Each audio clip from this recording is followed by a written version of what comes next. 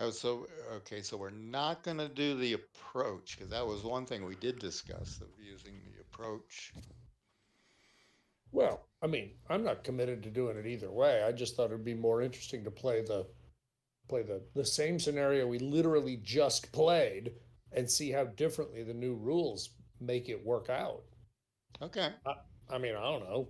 yeah. Yeah, no, that will work. So the uh, So my setup is basically this, or the Prussian setup is I'm basically the not same. sure if yours changes at all. When I looked, I was struggling to find anything that wasn't the same, except for really dumb stuff like, the first and second battalions being flipped. I didn't even bother changing those. But by all means, feel free to take a look. And of course, you've got some units that you may have some choices about. So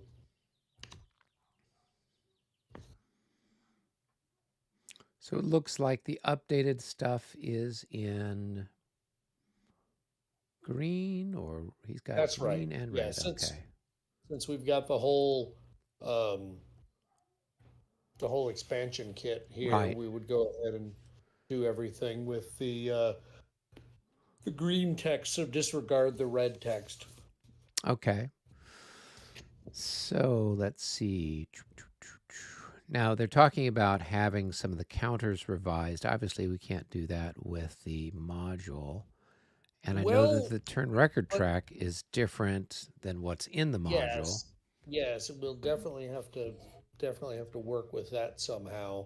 What was the thing though I wanted to check because where's Brown? Where's Brown?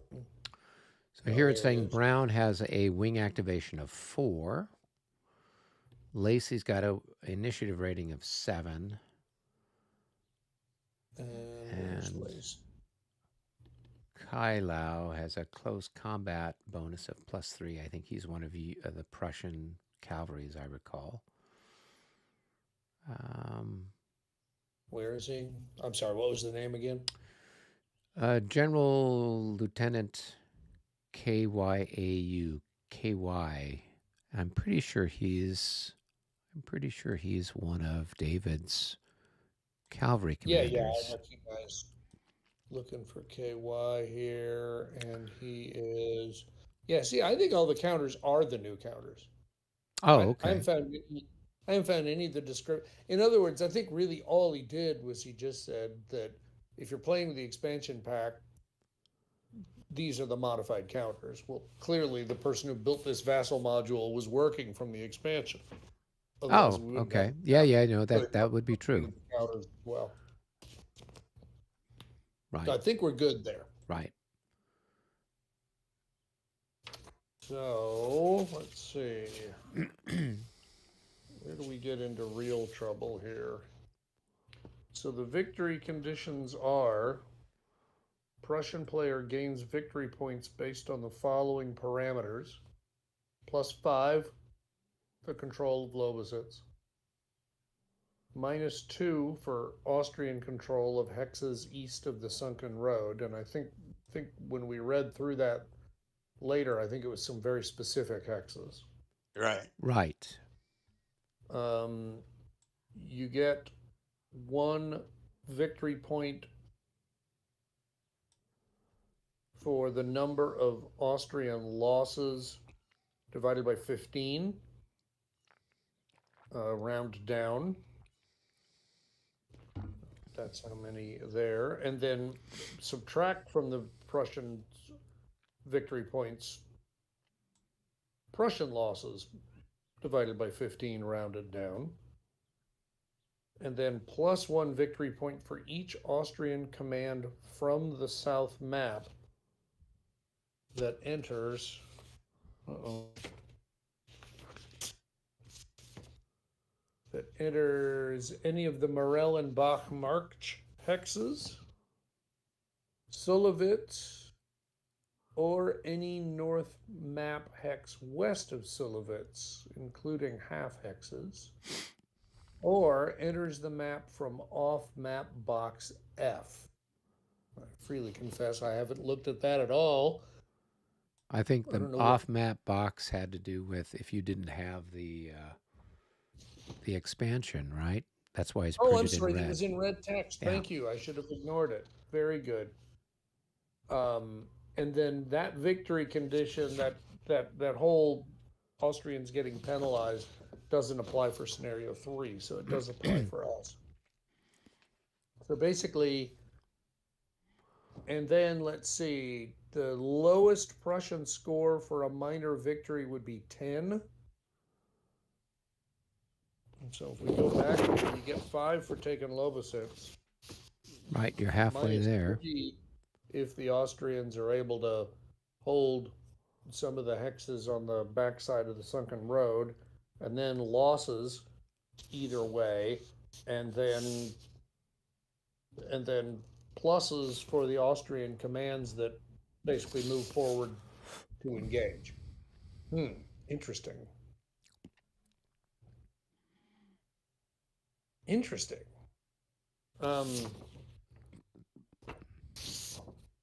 I'm just sitting there thinking, if it takes half,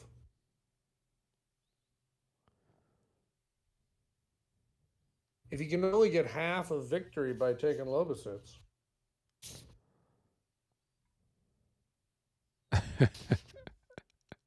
Do we just leave the map?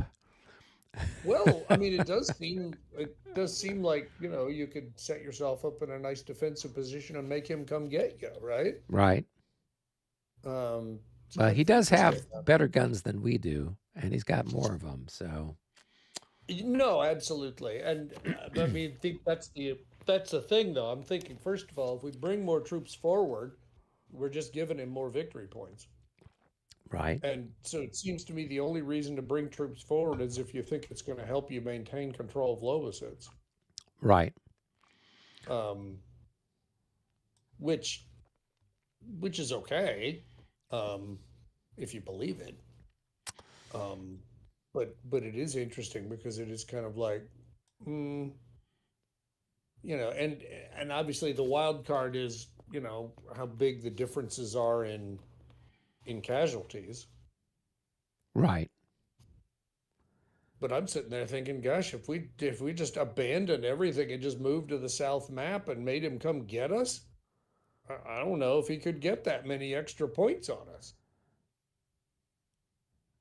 That could be interesting. That could be an I interesting mean, strategy. I don't, I'm just trying to play this out.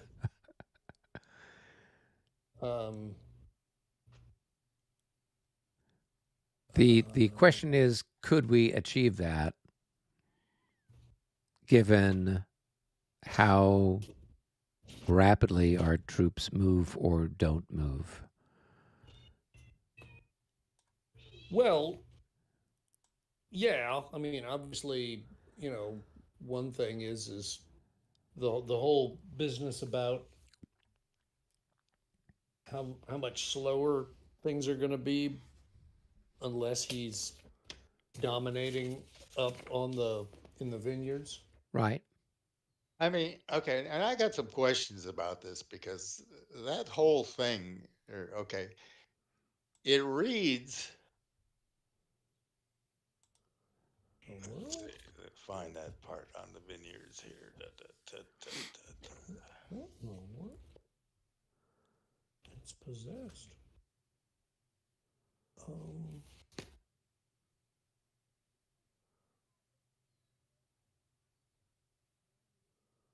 So it's Rule 2.7b. There, oh, there they are. Yes. There you go. Yep. It's the Austrian units. So the presence of Austrian units in the Loboschberg vineyard affects Prussian command control. Right. In scenarios 1 and 2, the Prussian army leader has a wing activation of 9 and a CR of +1 if at the start of any turn the Prussians have a 3-to-1 or better ratio of non Right. routed combat units in the Lobosberg Vineyard hexes. All Prussian army leader values permanently change to their normals.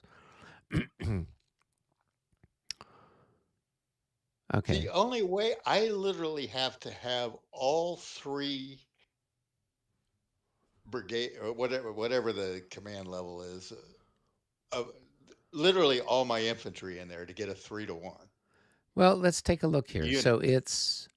it's well, no. I mean, a lot You of have my 7. guys, yeah, but And you're okay, going to so I got 1, 2, 3, 4, 5, 6, 7, 8, 9. I've got 9 for BV. So I got one. here's what it so the vineyard hexes in question, right? Is the northern map 1811 to the 45 hex row inclusive. So 1811.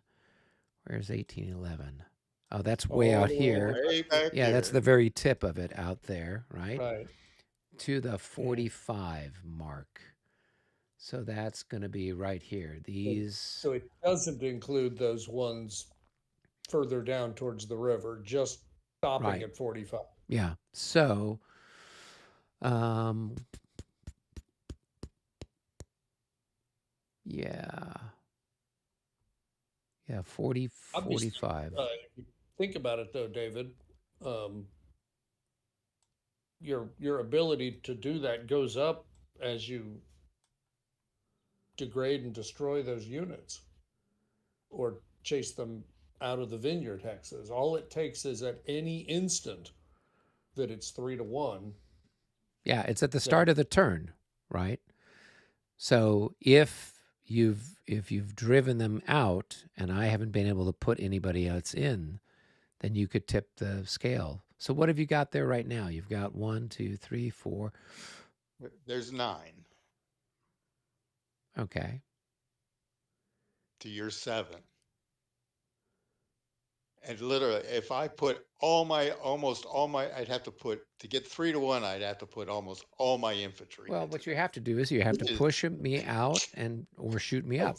but it's, Yeah, I was going to that's, say it again, I can only move it 1 hex a turn. And that's a question I do have okay. on the, was reading through that. No, again, where did I find that?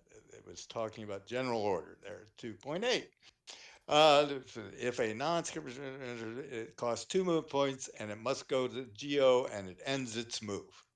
If a unit in a Geo leaves a vineyard hex, the second paragraph, blah, blah, blah. Units in Geo use their printed movement and use normal non-Geo movement and disorder rules.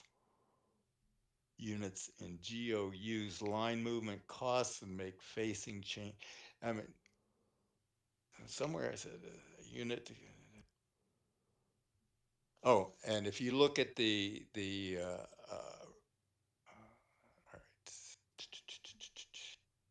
and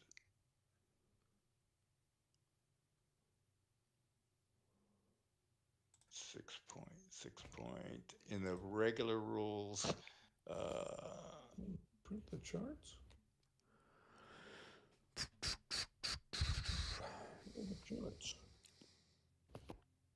so maybe that.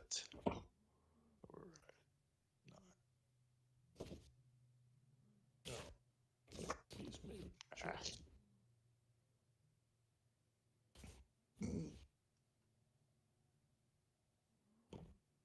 Uh,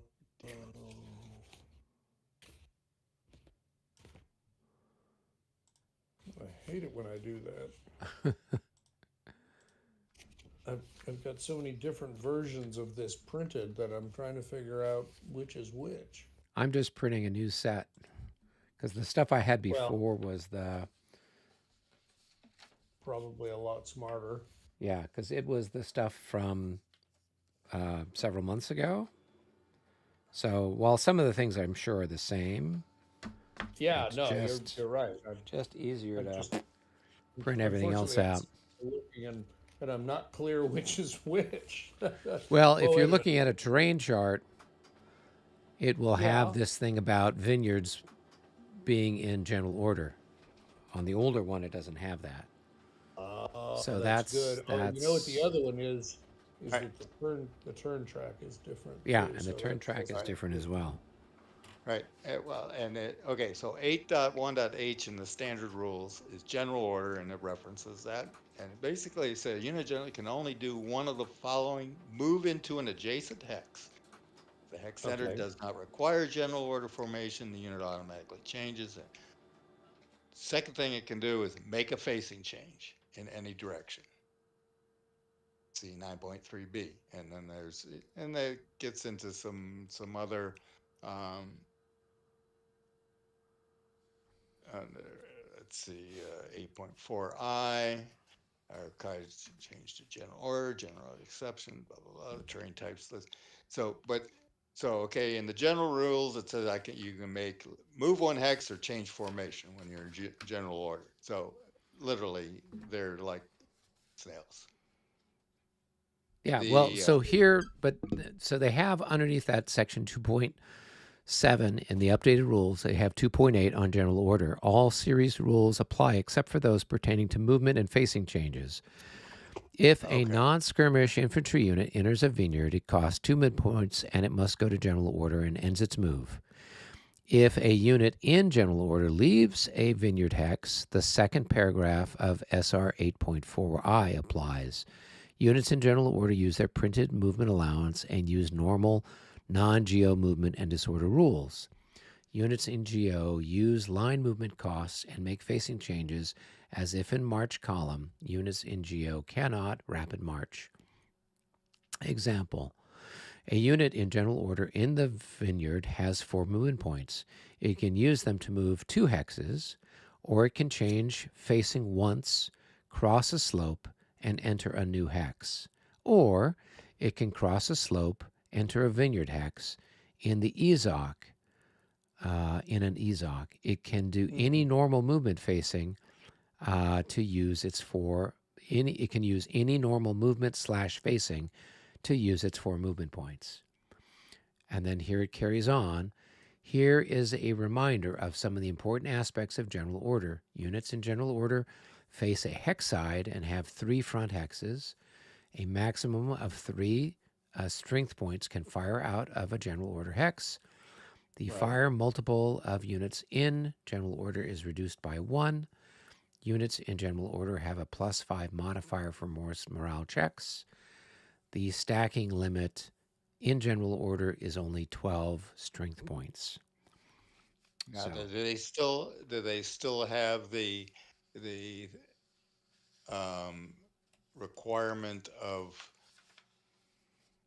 disordering? You know, if they move more than one, and so it looks like there's an exception, right? It says the exception is they have an exception for um, movement and facing changes.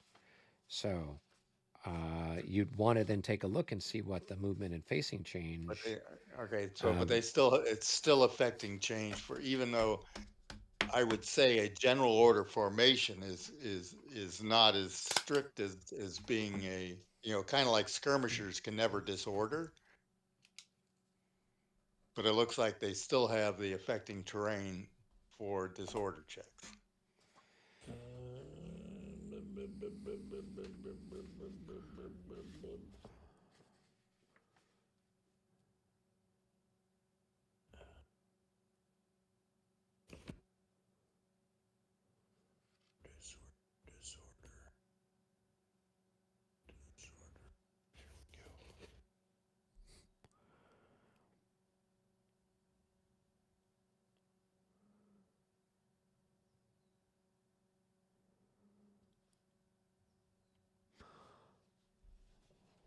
Yeah, yeah. You don't really think about it, but it does appear that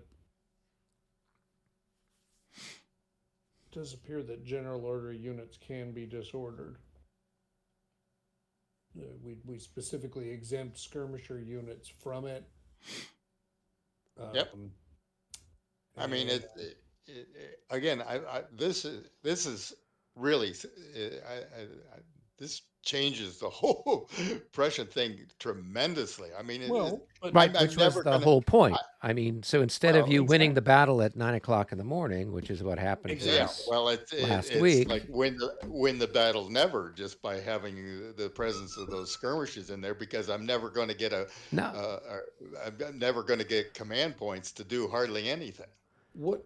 I think it Well, no, you will get command points, but they all have to go towards this, which is exactly what they're trying to model.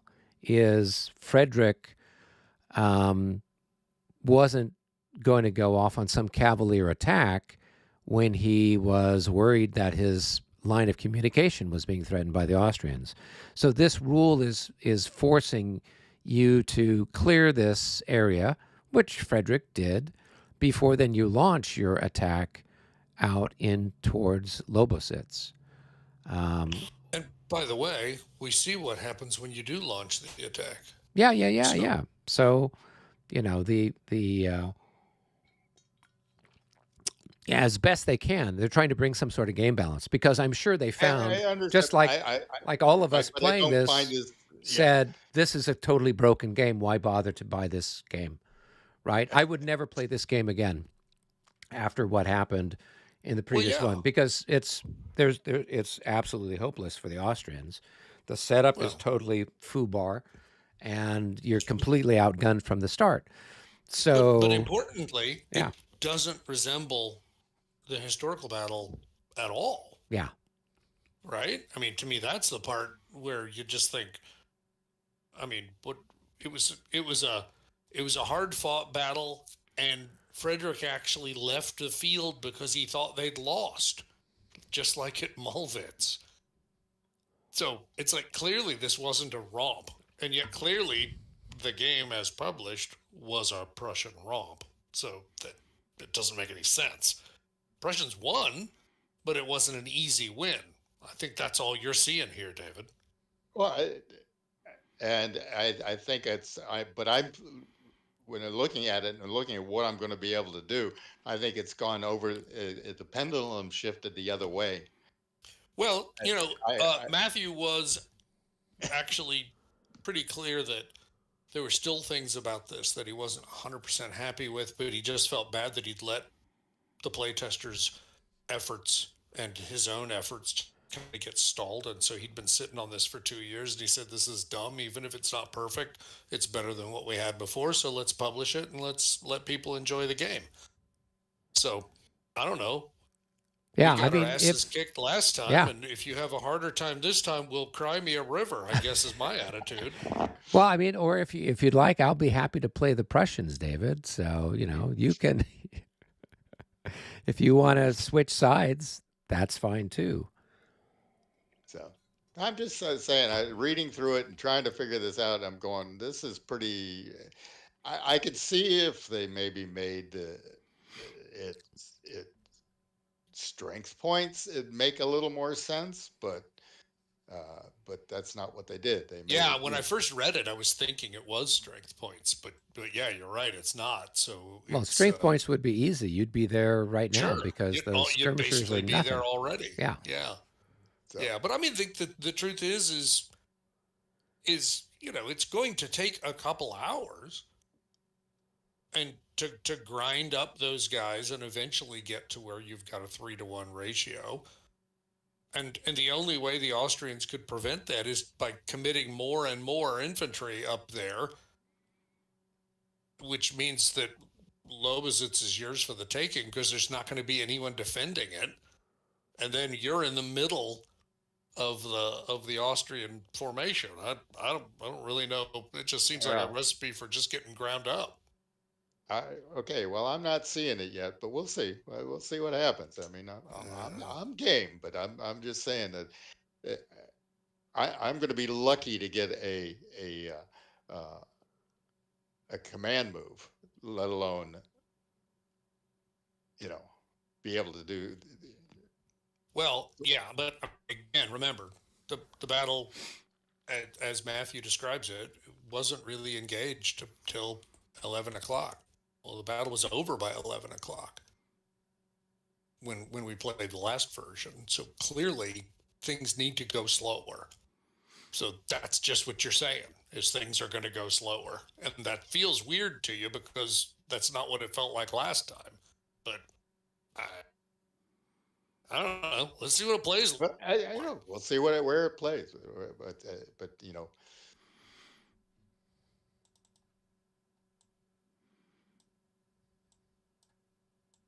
My what? What?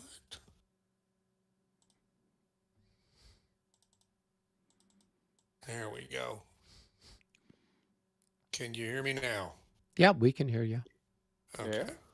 Now, every time I do the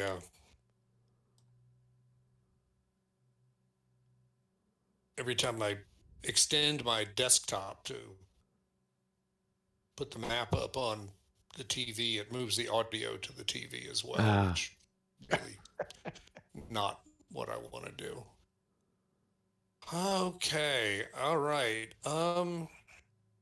So it's interesting. Let me check and see what are the rules about formations.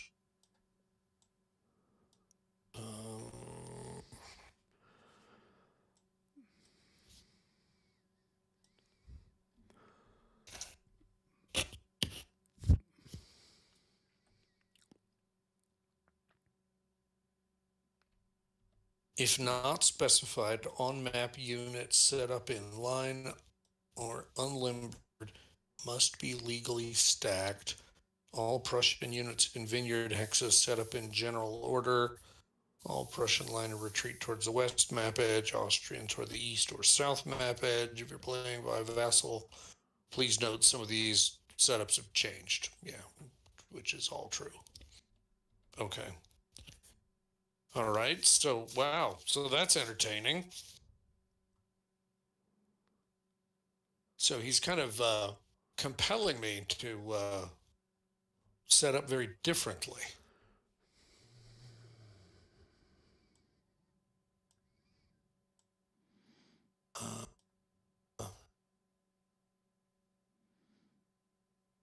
So I saw people taking the text off of there. How do I do that? Oh, off of the counters? Yeah. Yeah, if you right click on it and you go to unit and then you go to Oh, change it's label. change label. There Yeah. it is. Thank you. Or Yeah. even Control L will do it too. Yeah. Right. There we go. Just click. What is that? Did I move 2 units there? No.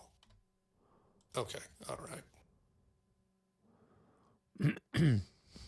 Something weird about that. All right. All right. So they got to flip over and they got to turn some way to be useful. Okay. Yeah, I mean, I got to confess, it's really strange to me because I'm just sitting here thinking,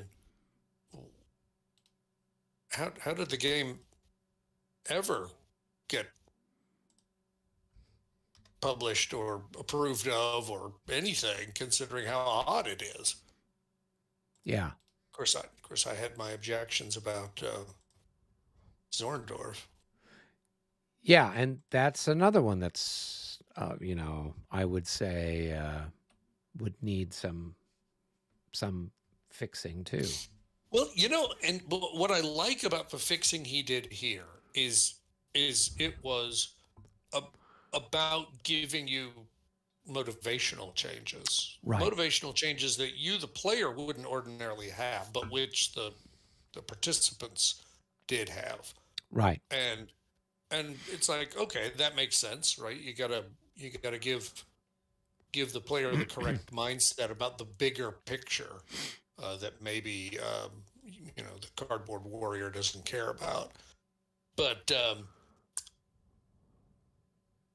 he doesn't end up, making changes to the quality of the units or things like that. Now, Right. I kind of understand why he chooses not to do that because, I mean, what a mess, right? Yeah. Having to print a bunch of new counters, or you having to know that the Prussians are always +5, or whatever, right? That'll be just kind of ugly. and kind of brute force. This feels a little bit more like putting you in the mindset of the leader. As I've done a lot of research on Zorndorf, the frustrating thing I'm finding is that yes, the Prussians did have a spectacular number of guns. Yes, the Prussians did have a lot of troops there, and it's like the more I try to poke holes in it, the more I'm struggling to poke holes in it, and so I'm kind of realizing that maybe the problem again is giving the Prussian player the same motivations that Frederick had, and maybe kind of compelling certain behaviors. Right. Um, Obviously the big sweep around the Russian right never happened. Why didn't it happen? Well, because as far as Frederick was concerned, the cavalry was there to sweep in when the infantry got in trouble, or to take advantage of the infantry succeeding. Right. Well, they can't do that if they're off running around the enemy flank. Yeah. Okay, well, now what, right? So Yeah. And so that's where you would need to have a rule like this where, you know, uh, stuff is limited where it's at, or I don't know. You have to come no, up I with mean, something, and I that's the guess. trick is what would be appropriate and would still give the player Some some agency, latitude, yes. Yeah. but yeah, exactly, and yet not make it just kind of a modern Yeah. day walkie-talkie, you know, warrior kind of thing, where, oh well, I can do whatever I want because I have perfect knowledge of everything going on and how this played out originally. Oh man, Yeah. And that I lots of think is the challenge for the war gamer. I mean, the designer, because you don't want to have it turn out exactly like how it was in history. yeah. So, But you also need to make it, yeah. recognizable as as what what might have happened in history. Yeah. Uh, okay, all right. Um, Well, let's see. We've got a couple of people chiming in here. We've got Matt saying, "Go play testing." He says, "I'm play go, testing." yeah. He says, "I'm play testing another game right now and listening to the rules here and wondering if the other game should do some of these things." Yeah, it's always a little bit of a challenge there, trying to figure out. You don't want it to be an exactly carbon copy of what actually happened in the Right. battle, because then you could just read a book about it instead. Exactly. Yeah.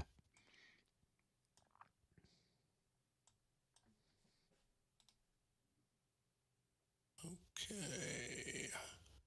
And then skirmish. Interesting. We actually played. We did set up wrong here slightly last turn, because the artillery for the Prussian, that Lieutenant Moeller, Yeah, uh, he was supposed to be down with that other group of artillery that's interesting. within one hex of 3126. Yeah, Yeah. well, it's funny. I shame on me because last time I just kind of assumed that it was correct, right? So I just started following the requirements that it was giving me. Okay, within 3 hexes of this or whatever, and turns out not to be accurate at all. So let's see. One hex of 3315. And what are we doing here Five. Where's with that? Grenadiers 345?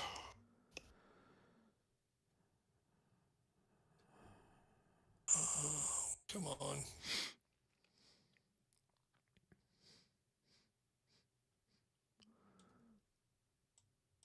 Grenadiers 345. In skirmish within 2 hexes of 3407. 3407? What? That's there. Is it north or south maps. Those are 5, 6, and 7. My bad.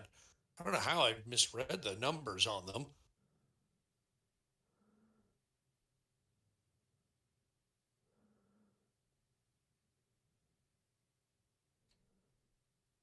Five and 6 is the parent unit. Oh, well, that's a problem by itself. So where's the parent unit? Probably up here.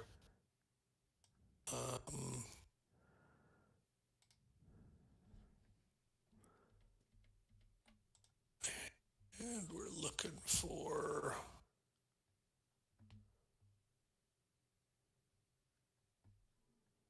Independence, Grenadiers. There's 5, 6, and then I guess I'm just going to delete these guys. We can always bring them back on if we need to. Okay, and he's supposed to be 4517.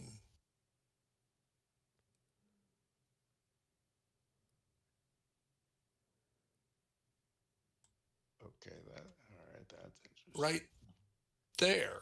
Well, that's interesting. Well, that is interesting. I've already got these other guys here. Where did those guys start off previously? They were down in Solovitz, but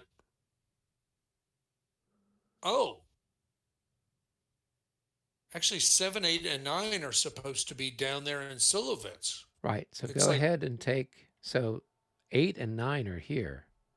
Right. And I don't know where number 7 is. I think I've got 7 right here. Okay. So I've got 1 and 2 up in the north.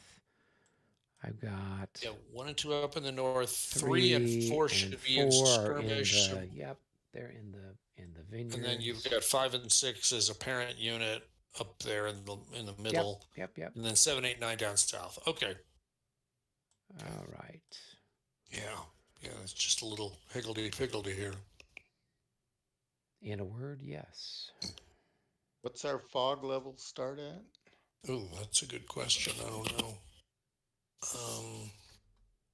So it's actually a different turn chart now too.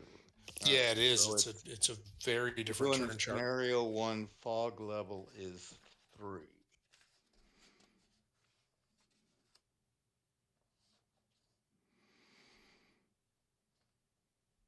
Yeah, so it says fog level 3.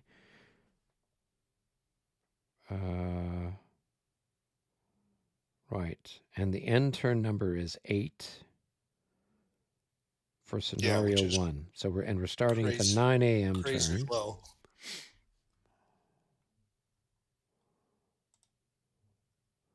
So we need to change this to the 9 a.m. turn instead of the 8 a.m. turn. Right. Okay, I've got that updated, and fog level is 3 instead of 2.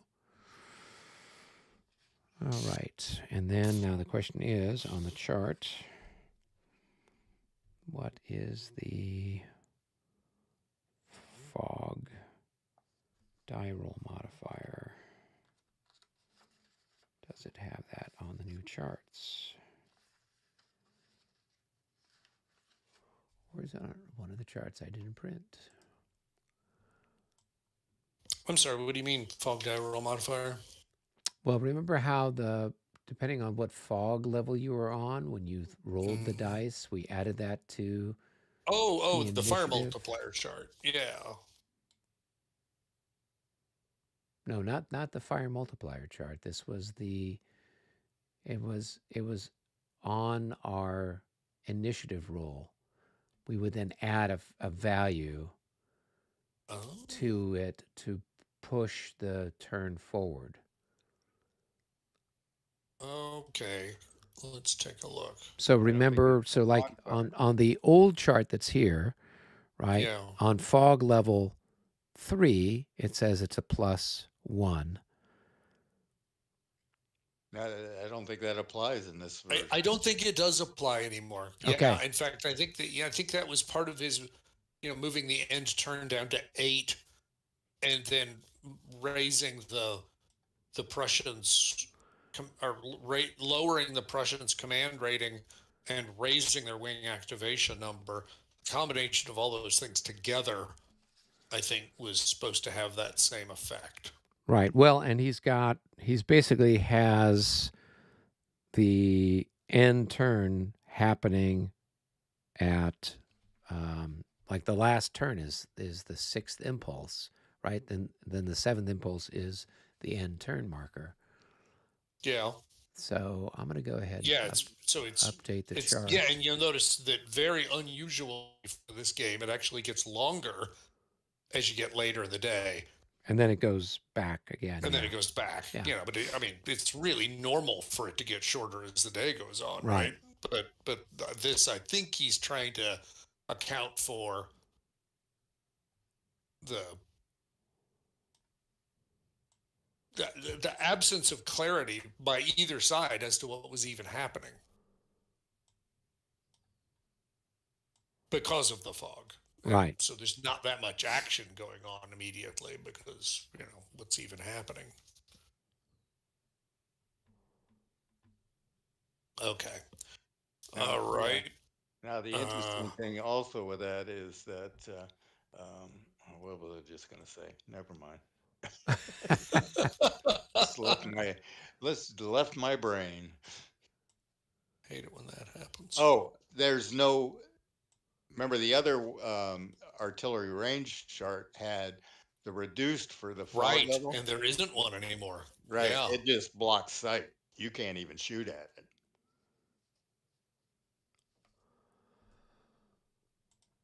Is that the effect now? Yeah, that's what it is in the special rule. Okay.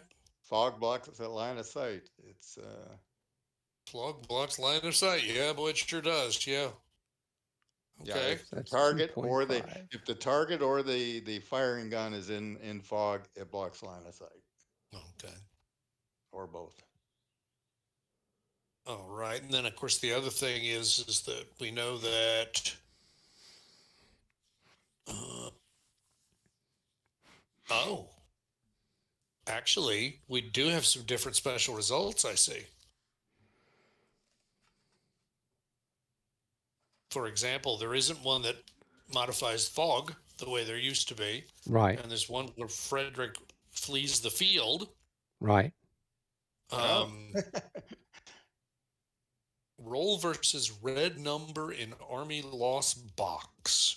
So, in other words, if you roll it early, it doesn't mean a thing. But presumably, where's the Army loss box?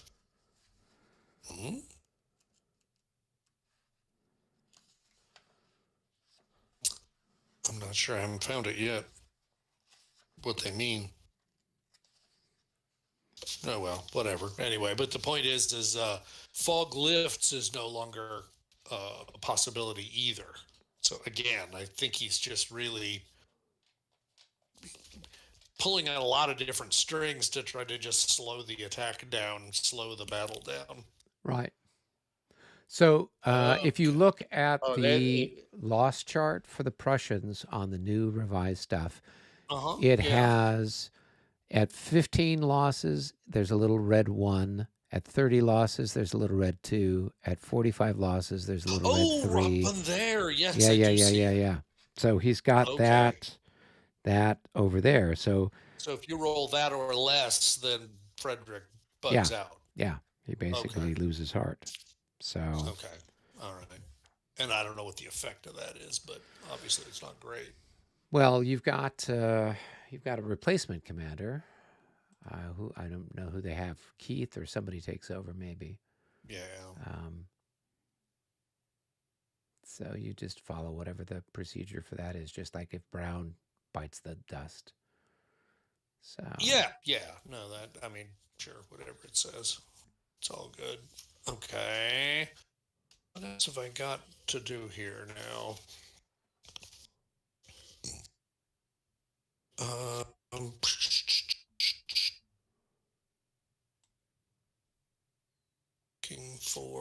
looking for.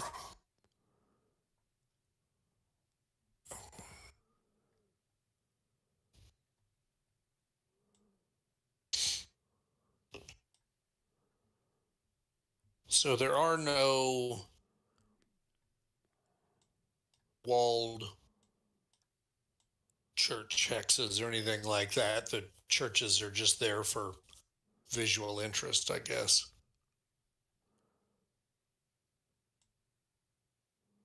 Correct. Yeah, I was just double checking.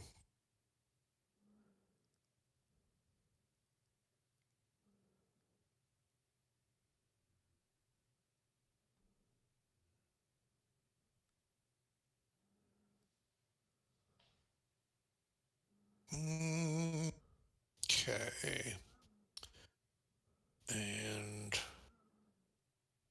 that's all the leaders. And then Colrat really needs to be down here.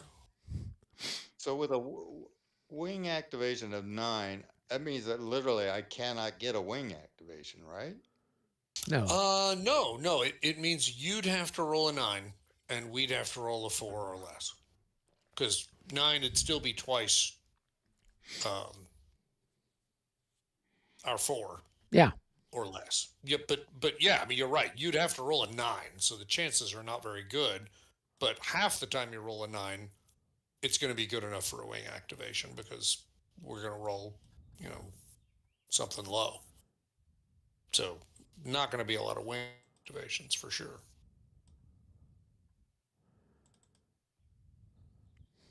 Okay. All right. Now the other thing, and I don't know if we just misread this last time, but it's definitely something we should be aware of. Um, that is that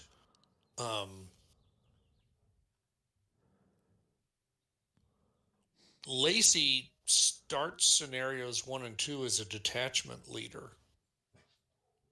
and basically his detachment is, well, I mean, his detachment's actually specified in the setup. It's where is it? It's each of the units that's each of the commands that's got an asterisk next to it. It's going to be Veed, Haddock, Radicati. I guess that's it. Okay. So is he he's a wing leader for them? If we're looking at it that way?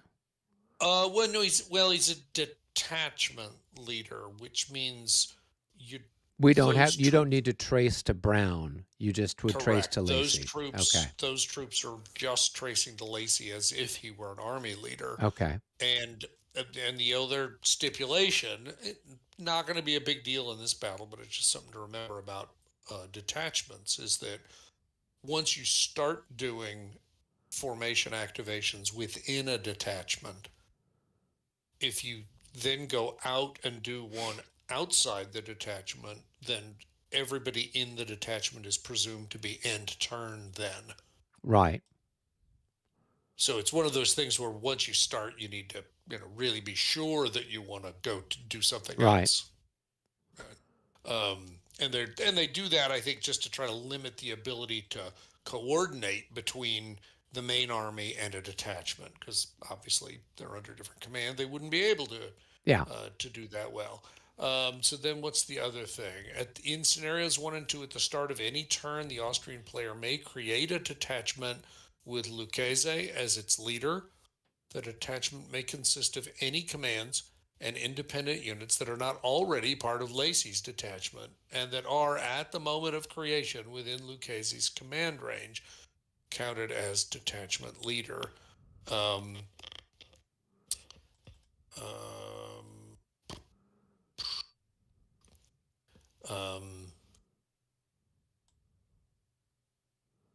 and obviously, the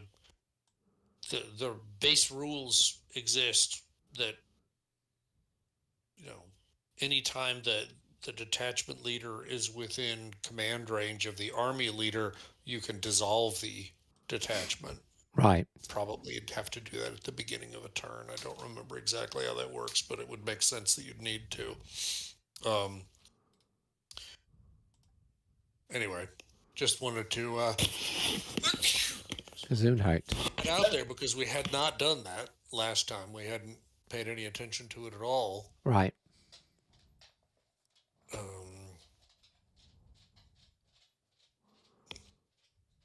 And Draskowitz is not part of that. No, Draskowitz, unless they've changed things, he would be activated when another activation comes up. Unless they've made some sort of change. Yes, to, yeah. that is correct. No, that is still the same. Yeah. Still the same. And then the other thing that we know is that the Austrians can't activate any. Where does it say that? I know it says it here somewhere. Like we can't activate anybody down south until the Prussians have gone to like hex row 33, I think.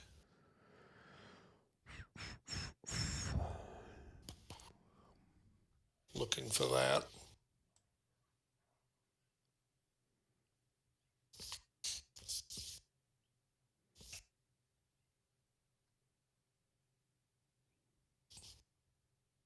Well, I'm having so much trouble finding it.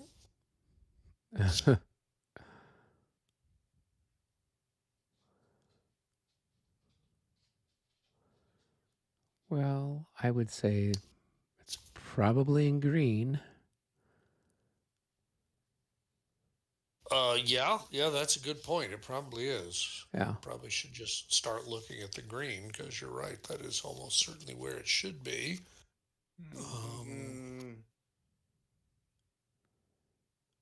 Because I know we didn't have this with the previous stuff. Come on. It's got to be here somewhere.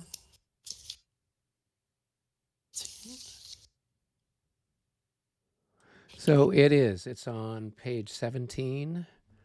Oh, no, that is scenario 2. We're not doing scenario 2. Scenario 2 says maybe Austrian units on the south map can't be activated until the Prussians move east of 33, row 33. Right. So it is there, but it's just for a different scenario. Okay. So, and I'm just double checking, and no, it's not.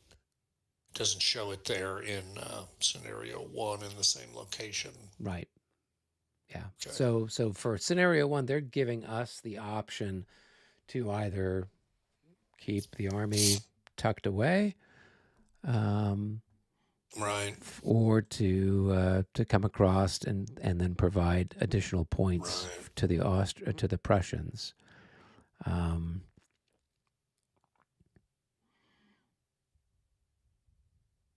Yeah, interesting. And then there's like 2 hexes that constitute control of Lobositz, I think. I think one of them is the hex with that church in it. And then one of them is further up the road. Yeah, I think it's this bigger one here. Yeah, that was my sense of it for some reason. I just was thinking that was it. Yeah. So control of Lobositz.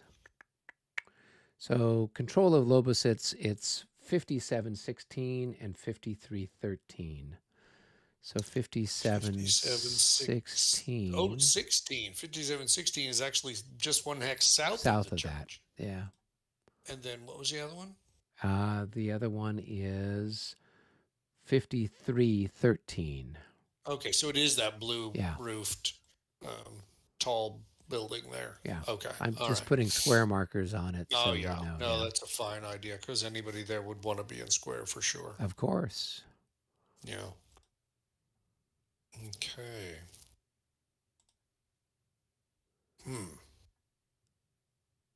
Okay. Okay.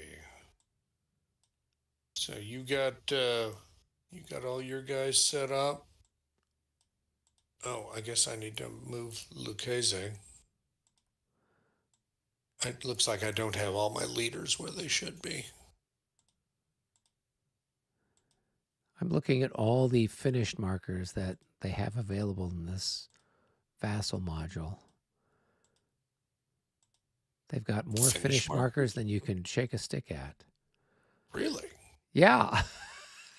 They've got 1, 2, 3, 4, 5, 5 for the Austrians, and then 1, 2, 3, 4, 5, 6, 7, 8, 9, 10. 10 different types of finished markers for the Prussians. Some with black flags, some with reddish flags, some with black and white flags, some with red and black flags. I see what you're saying. It's a regular party up here. Wow, just depends on what your fancy. That is hysterical. That is. They didn't give us a graveyard, but by golly, they gave us yep. more different finish markers than we actually need. That's genius. Yeah. Okay. Okay. All right. So Brown needs to start somewhere south of the river. Per rule 7.0 something or other. Right.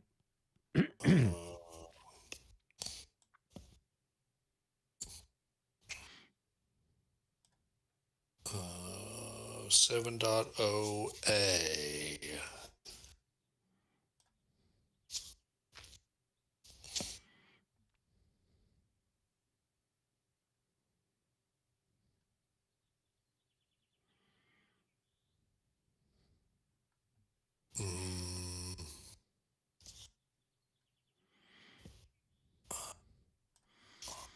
Now, what else? I think the Prussian also gets points, what, if they take Solowitz, right? No, I don't see that. I think that was in the last version. Solowitz doesn't appear to mean anything. I mean, you can find it. Let me know, but I don't see it. Oh, no, you're right. This number is subtracted from the Prussian victory points. Okay, that's how many dead Prussians there are. Right. +1 for each Austrian command from the south map that enters any Morellenbach hex, Solowitz, any north map hex west of Solowitz. Yeah, okay. So that's where it's mentioning Solowitz. I wasn't sure. Oh, I see. Yeah, that makes sense. Yeah.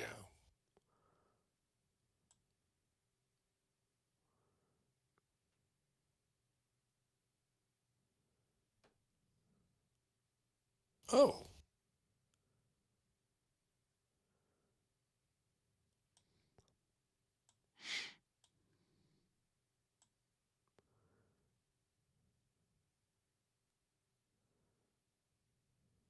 So what is that?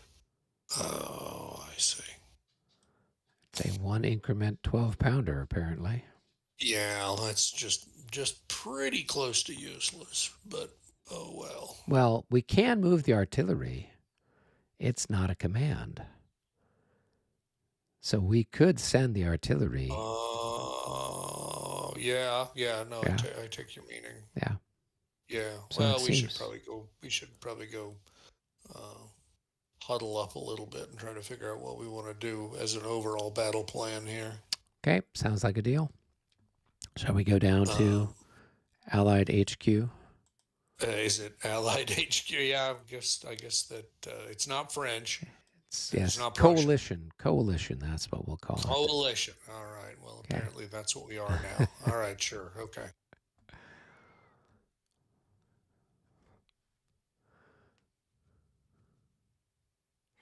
Hey, we are a coalition. The Saxons are still in it, right? For the moment, yeah. For the moment, yeah. Yeah, we're trying to. We've got. There's more than just the Austrians. So that makes us a coalition. Okay, of the currently willing. Yeah, you could put it that way. Yeah. good chance that we'll correct that before all is said and done. Yeah. So what do you want to try to Goodness. do, Commander? Well, don't start with me. Uh, Hey, brown starts south of the river, so therefore you're brown. I'm yeah, at best I'm Lacey, right? So it seems like. yeah. Yeah. So what do you So want to try to do? Do we want to I try don't know. to fight It's for really interesting. Lobositz? It's really interesting to me because all right, so he's going to be a lot slower to move, Right. and he's going to have to just deal with the vineyards, and so we're going to have more time than we had, but we're still going to be, we're not going to be getting that many activations either, Right. right? With an end turn of 8, we're going to be spending a lot of time cooling our heels. Right. So the real question is if we believe we have time, where do we want to fight?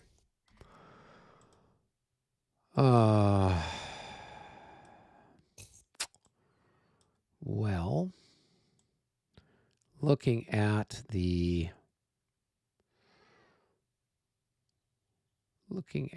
ground we have to work with,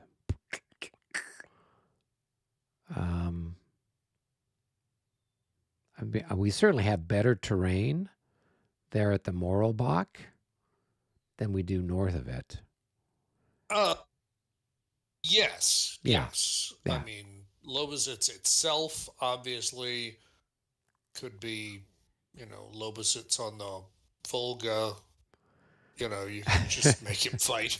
But I here's the thing that troubles me though is Right. that if we really stand and fight, his troops are just a hell of a lot better than ours are. Yeah. And Yeah. we know that. We know that from the last game. Yep. So it doesn't feel really terrifically reasonable to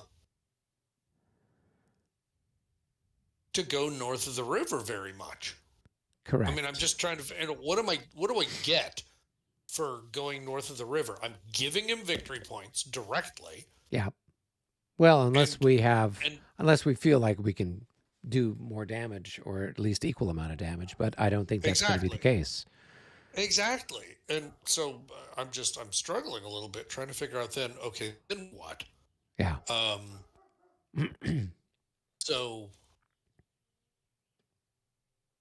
So at that point, then what do you do with Lacey's command? I mean, do you just turn tail and leave? I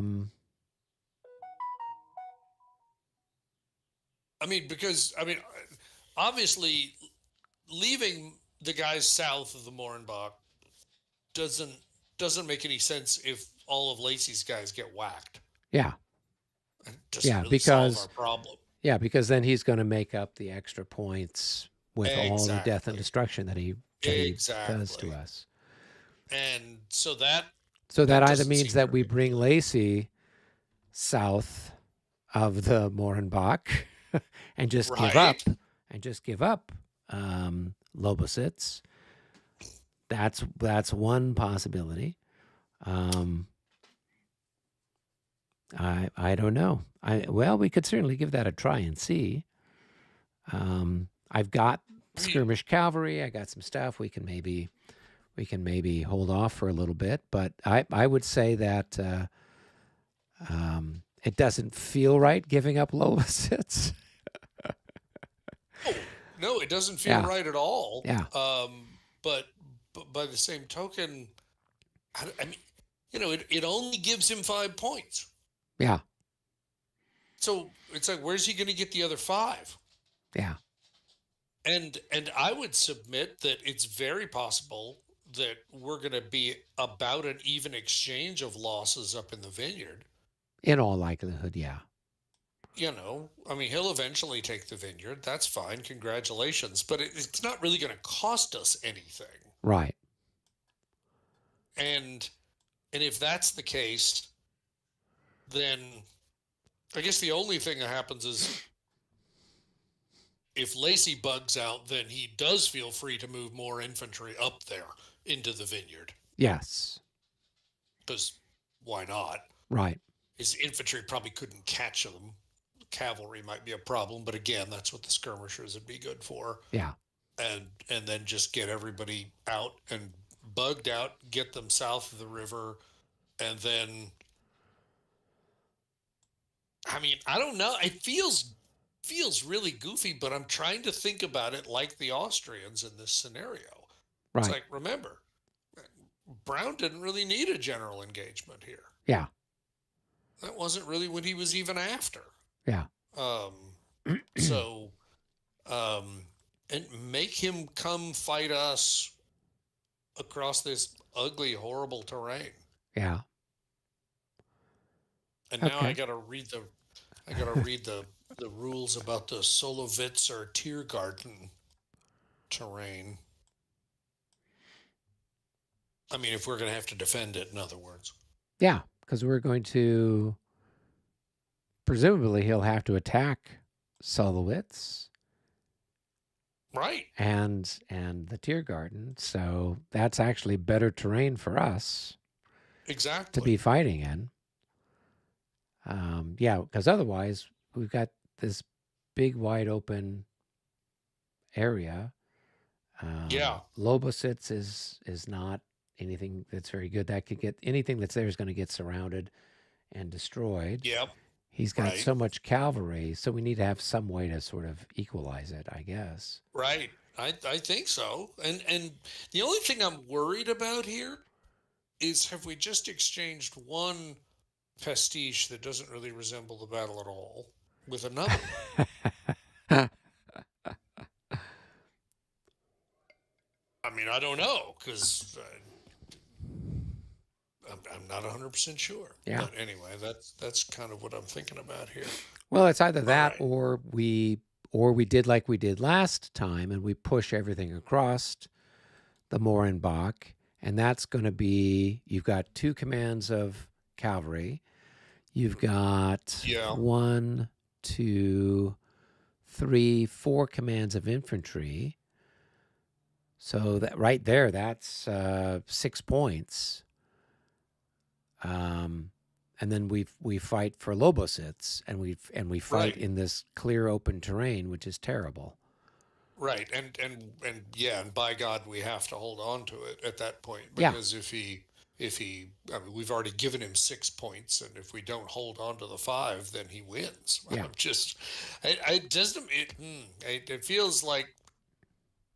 It feels like maybe there's,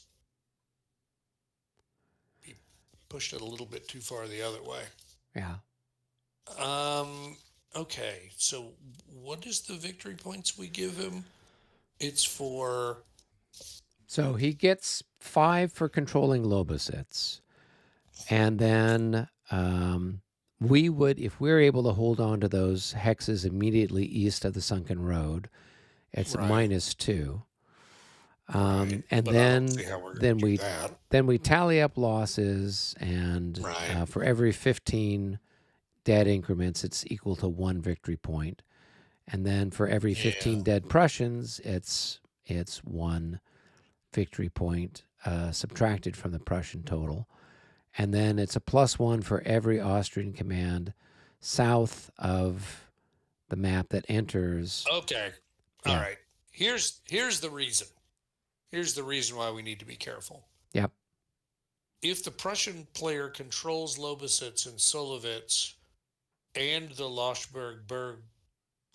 Loboschberg vineyard has been cleared, the Prussian player wins an automatic victory. Total of VPs for the degree of victory, and shift that level 1 roll in the Prussians' favor. Make this determination on the first game turn of each hour during the army morale check. Where was that at? Oh, that's number D. Okay.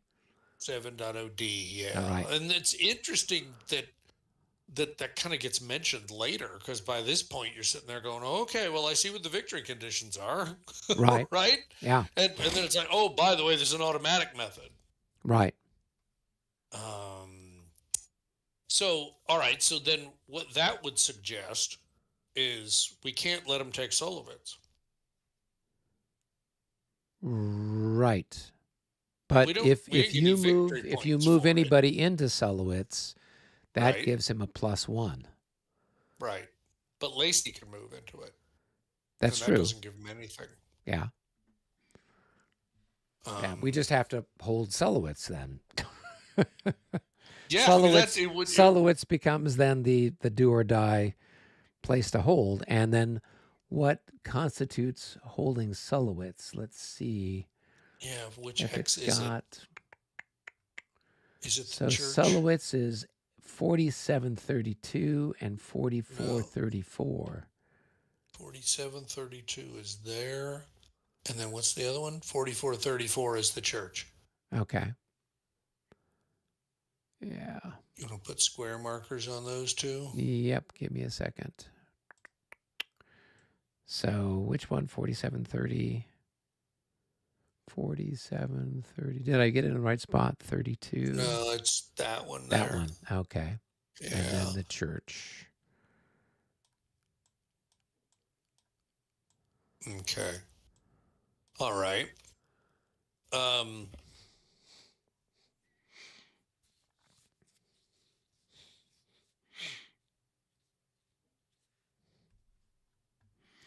So then yeah, we I mean, got, I don't yeah, know. yeah. So then it's a question of him taking those two and clearing the Lobos. So, I mean, we could push Lacey into the vineyard, right? Wouldn't that be another way of doing it? I mean, yes, maybe, except you're just going to be as crippled as he is, right? As formed units up there in the vineyards. Right. I mean, I don't know. It seems like eventually they're going to get ground up. Here's what I was actually thinking is um, split Lacey up, put some of them back in Lobositz, just make him go take it, Right. and then pull the rest of them down to Solovitz. And maybe I go ahead and advance, one unit, one command into Solovitz. Yeah, I would say probably Um, go with like M. That's got 1, 2, 3, yeah, 4, 5, yeah, it's 6. Yeah. exactly. And and then just okay, come get. Right. Well, and then we could always threaten him with something else, right?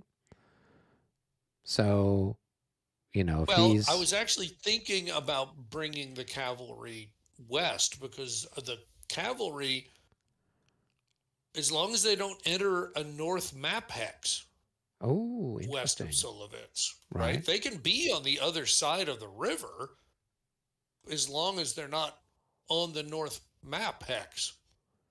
So the north map starts just south of Solovitz. In fact, most of the Tiergarten is actually on the south map.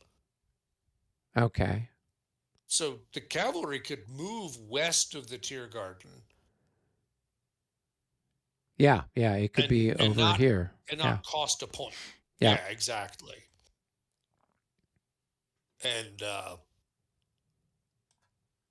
mean, his cavalry is better than ours, but I don't know. Well, it would split him at least, and you'd have it threatening, so you'd have to move stuff over there to counter it. I'd still have Right. my 2 little brigades over there to do something. So he couldn't necessarily gang up. He'd have to kind of do double duty between the 2 spots. Right. Okay, well that might work. Let's. All right. I'm going to pull Lacey back then to defend Lobositz. We'll make that Schwerpunkt Lobositz, and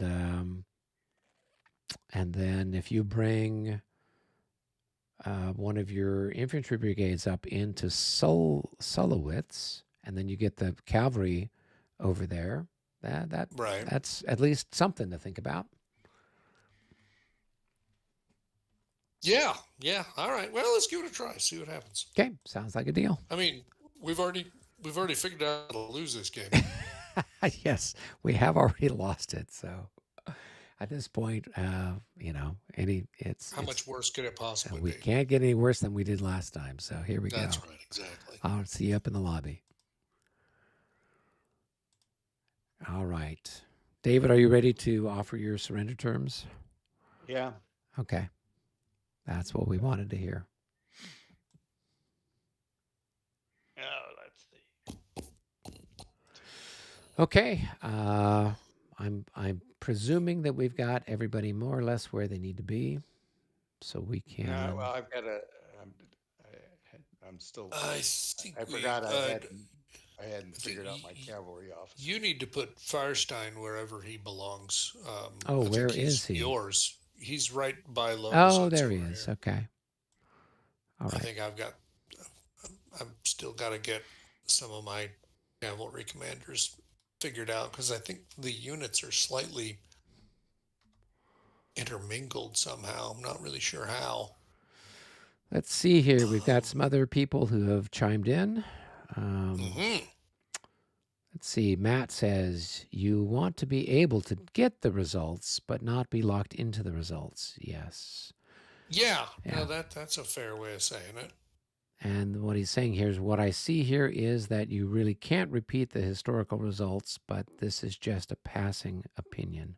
Well, I don't know. We may be able to get the historical results. That the emphasis on this scenario change was to at least get something closer to the historical results, not the blowout that apparently it's typically being. We have our friend from the far side of the universe chiming in here. Hello, guys. I did not know the 18th century well. What are the sides of the battle? Prussians and Austrians. Was this a big battle? And Matt says about 30,000 per side. Big enough. Not really a big one. Not compared to like Prague or even Kolin. Right. Yeah. Right. Yeah, but Prague definitely would have been a monster. Torgau would have been huge. I mean, right. But no, this was pretty small as these things go. Yeah. So and this is what 1756, I think. This is the first battle in the 7 Years' War. Yeah, 1756. So it's the Austrians versus the Prussians. Yeah, and I think this was the battle after which Frederick said these are not the same Austrians. Yep. Yeah, and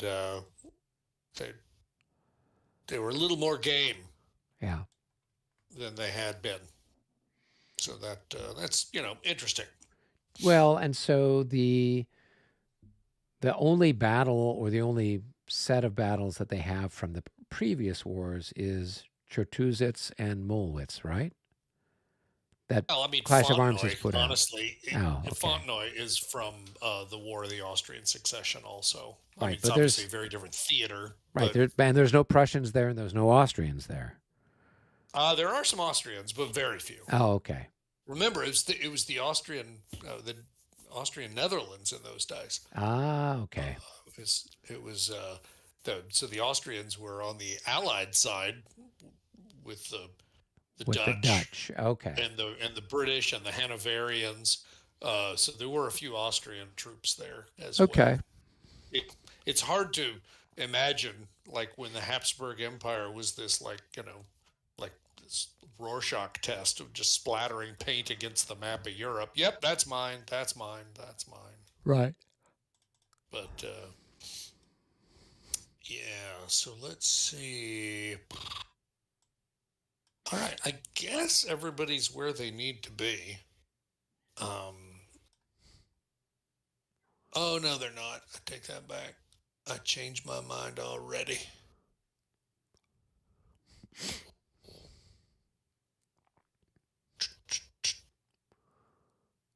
There we go.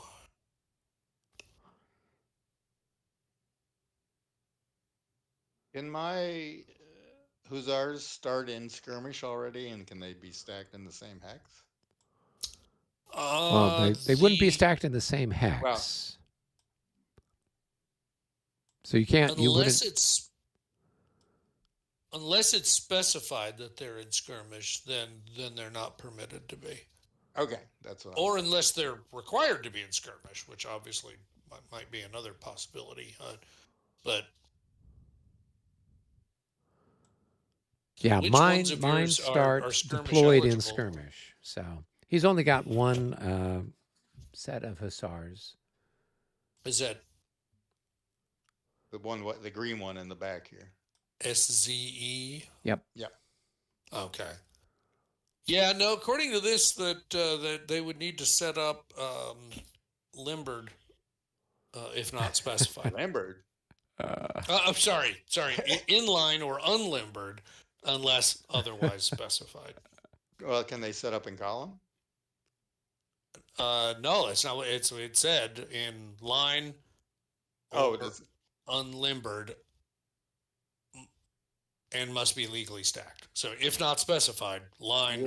where does that? Okay. That's 7.0.a. Well, not a dot there, but 7.0a, page 14, right column, about halfway down. All right, because I'm. Yeah, it's under scenarios. Oh yeah, you got a lot of guys in column there, don't you? Well, I was okay, so I can't. Yeah. Right. That's No, why I I'm mean, asking. I thought yeah. I could Not set up in not whatever unless they were formation I wanted. specified as being in column, Right. which they're not. Okay, so where is this in the So it says, special? it's on page 14, it's 7.0a, general scenario notes. So it says, Right. if not specified, on map units set up in line or unlimbered and must be legally stacked. All Prussian units in the vineyard hexes set up in general order. The Prussian change line of them. retreat is towards the west map edge. The Austrian line of retreat is towards the east or south map edge.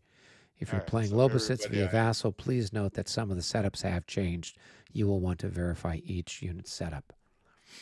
It's thoughtful of him.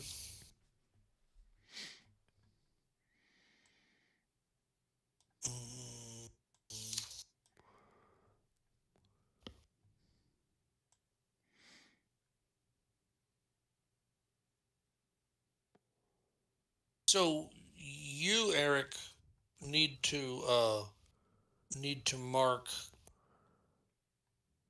Haddock's boys as being in skirmish. So they are And broken down into their smaller formations. oh, they have a parent unit too. Oh, Yeah, I'm sorry, I yeah. didn't know that. So they Okay, are all right. So they considered are in in skirmish then. skirmish, yeah. Okay, so that's fine. I just, you know how it is. There's so many different ways yeah. that these things can be done. I my preference would be that they are marked with a skirmish marker. Oh, that's fine. One less thing to keep track of. I mean, it's pretty obvious who they are. they're Yeah, they're the only ones I got, and so they're the only hussars I got on the map. So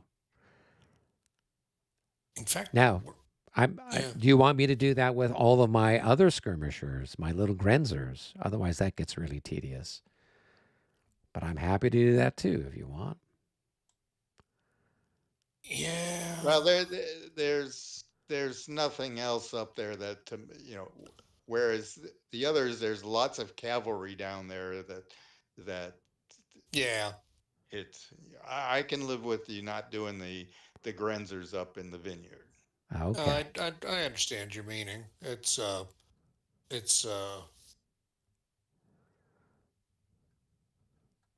there's nobody up there to confuse it with. Oh man. John always makes me crazy when we're playing over at his house because he has got a 3-ring binder with all the rules in it, and he's got them all covered and laminated, and or I guess they're probably in little slip folders. But anyway, he can whoosh, whoosh, and go right to the page he wants. Ticks me off because I spend most of the game fumbling around looking, and inevitably got to look through 6 pieces of paper before I find the one I want. It's a good thing I just have a lot of it memorized, so I don't need to. All right, I need to figure out all these silly rules about walls. There are a lot of rules. Shoot. Faking out for this or checked for this series. Damn.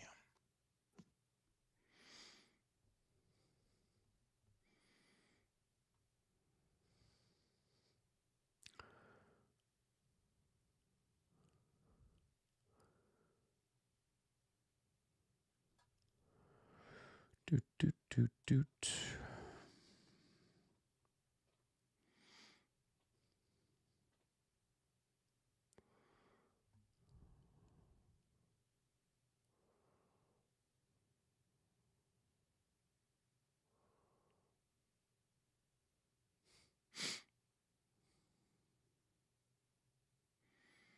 In the vineyard, In the vineyard. is this anything? See those Sorry, do it squiggly, again. see those squiggly marks there? Oh, that is kind of weird. What is that? I just realized there's all these steep slopes in the vineyard here. Yep. Oh, you're right. Yes, they are. I mean, it makes sense. It's a vineyard. But I'm looking at it. I can't but see. I don't think that looks like. I mean, I don't think that's anything. I think that's just another one of the vineyard lines that happens to be merging with a contour line, merging with the hex. Well, grid. what they've got is these little What is little low that? walls. Like this looks like a little stone wall over here. This looks like a little stone wall. So maybe it's Oh a yeah, little yeah, stone yeah, wall yeah. kind of You know, thing. that But I that don't looks think like a it's stone wall. I don't think it's Oh, they're- anything special. I mean, here's a I don't stone think. wall over Yeah, here, a little stone wall here. right. So it's just like the vineyard itself has got little Yeah, stone walls, little border yeah, walls kind of stuff. yeah. But it is useful to remember all those steep slopes in there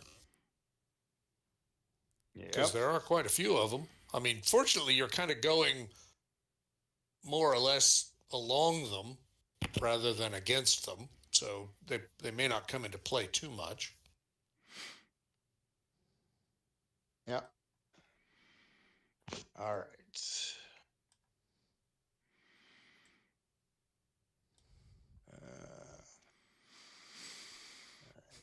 Okay, that's got to be into the line. All right. Okay.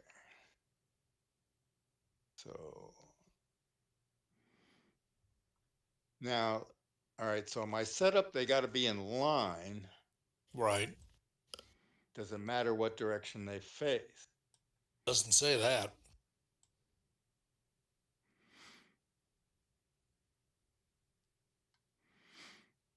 Not unless the actual setup told you which way they needed to be facing, and I don't think it does.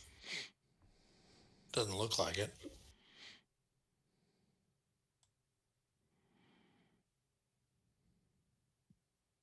So that would be there.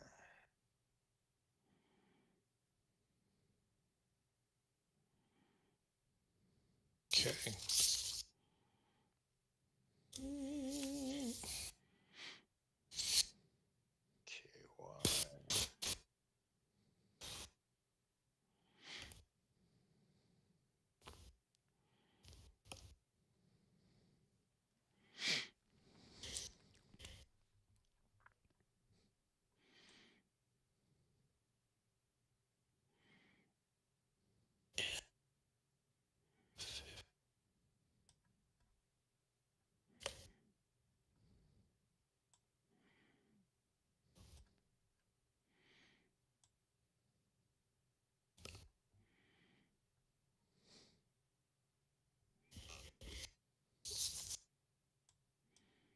Okay.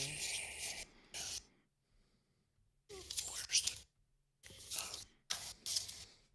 All right, let's see what you got going down here. All right. Well, tell us how was Portugal while Portugal we're was wrapping up lovely. things. We had a really good What time. was We were in But Lisbon. what was the motivation? Just It just was so last year my older brother turned 60, and we thought we would go somewhere for his birthday, somewhere significant, and we talked about okay. going to Portugal because neither of us had ever been. And Okay, that's fair. so we organized a trip. We were going to go last spring, but stuff kind of got in the way, and so we got pushed off to this spring, or in fact, last week and a half ago. Um, and so we went to Lisbon. We toured castles and palaces and museums and monasteries and all kinds of stuff. And then what was interesting for me and what I had worked to arrange was a tour of the lines of Torres Vedras, which are the ones that Ah, Wellington had right. constructed there in 1810, um, basically to protect Lisbon from the French invasion. Right. And so that was interesting to see. There's the country sort of north of Lisbon is fairly hilly, and Lisbon's Okay. kind of on a peninsula. It's got the Tagus River I to the was south and I to the east assumed of that it. had to be the case, Yeah, otherwise the walls wouldn't have made any sense. It yeah, seemed like it had to be. Yeah. yeah. And Okay. then you've got the Atlantic Ocean on the other side. So it's Right. about, I think, 25 miles across, kind of where he had the first line of Wow. defenses built. And then he had a second line built. And then he had a third line built that was down right on the coast. So, in case the fleet had to come and evacuate the British, they would give up Lisbon, but they had this little spot They had a there way to that get they could, out. yeah, they had a way to get out.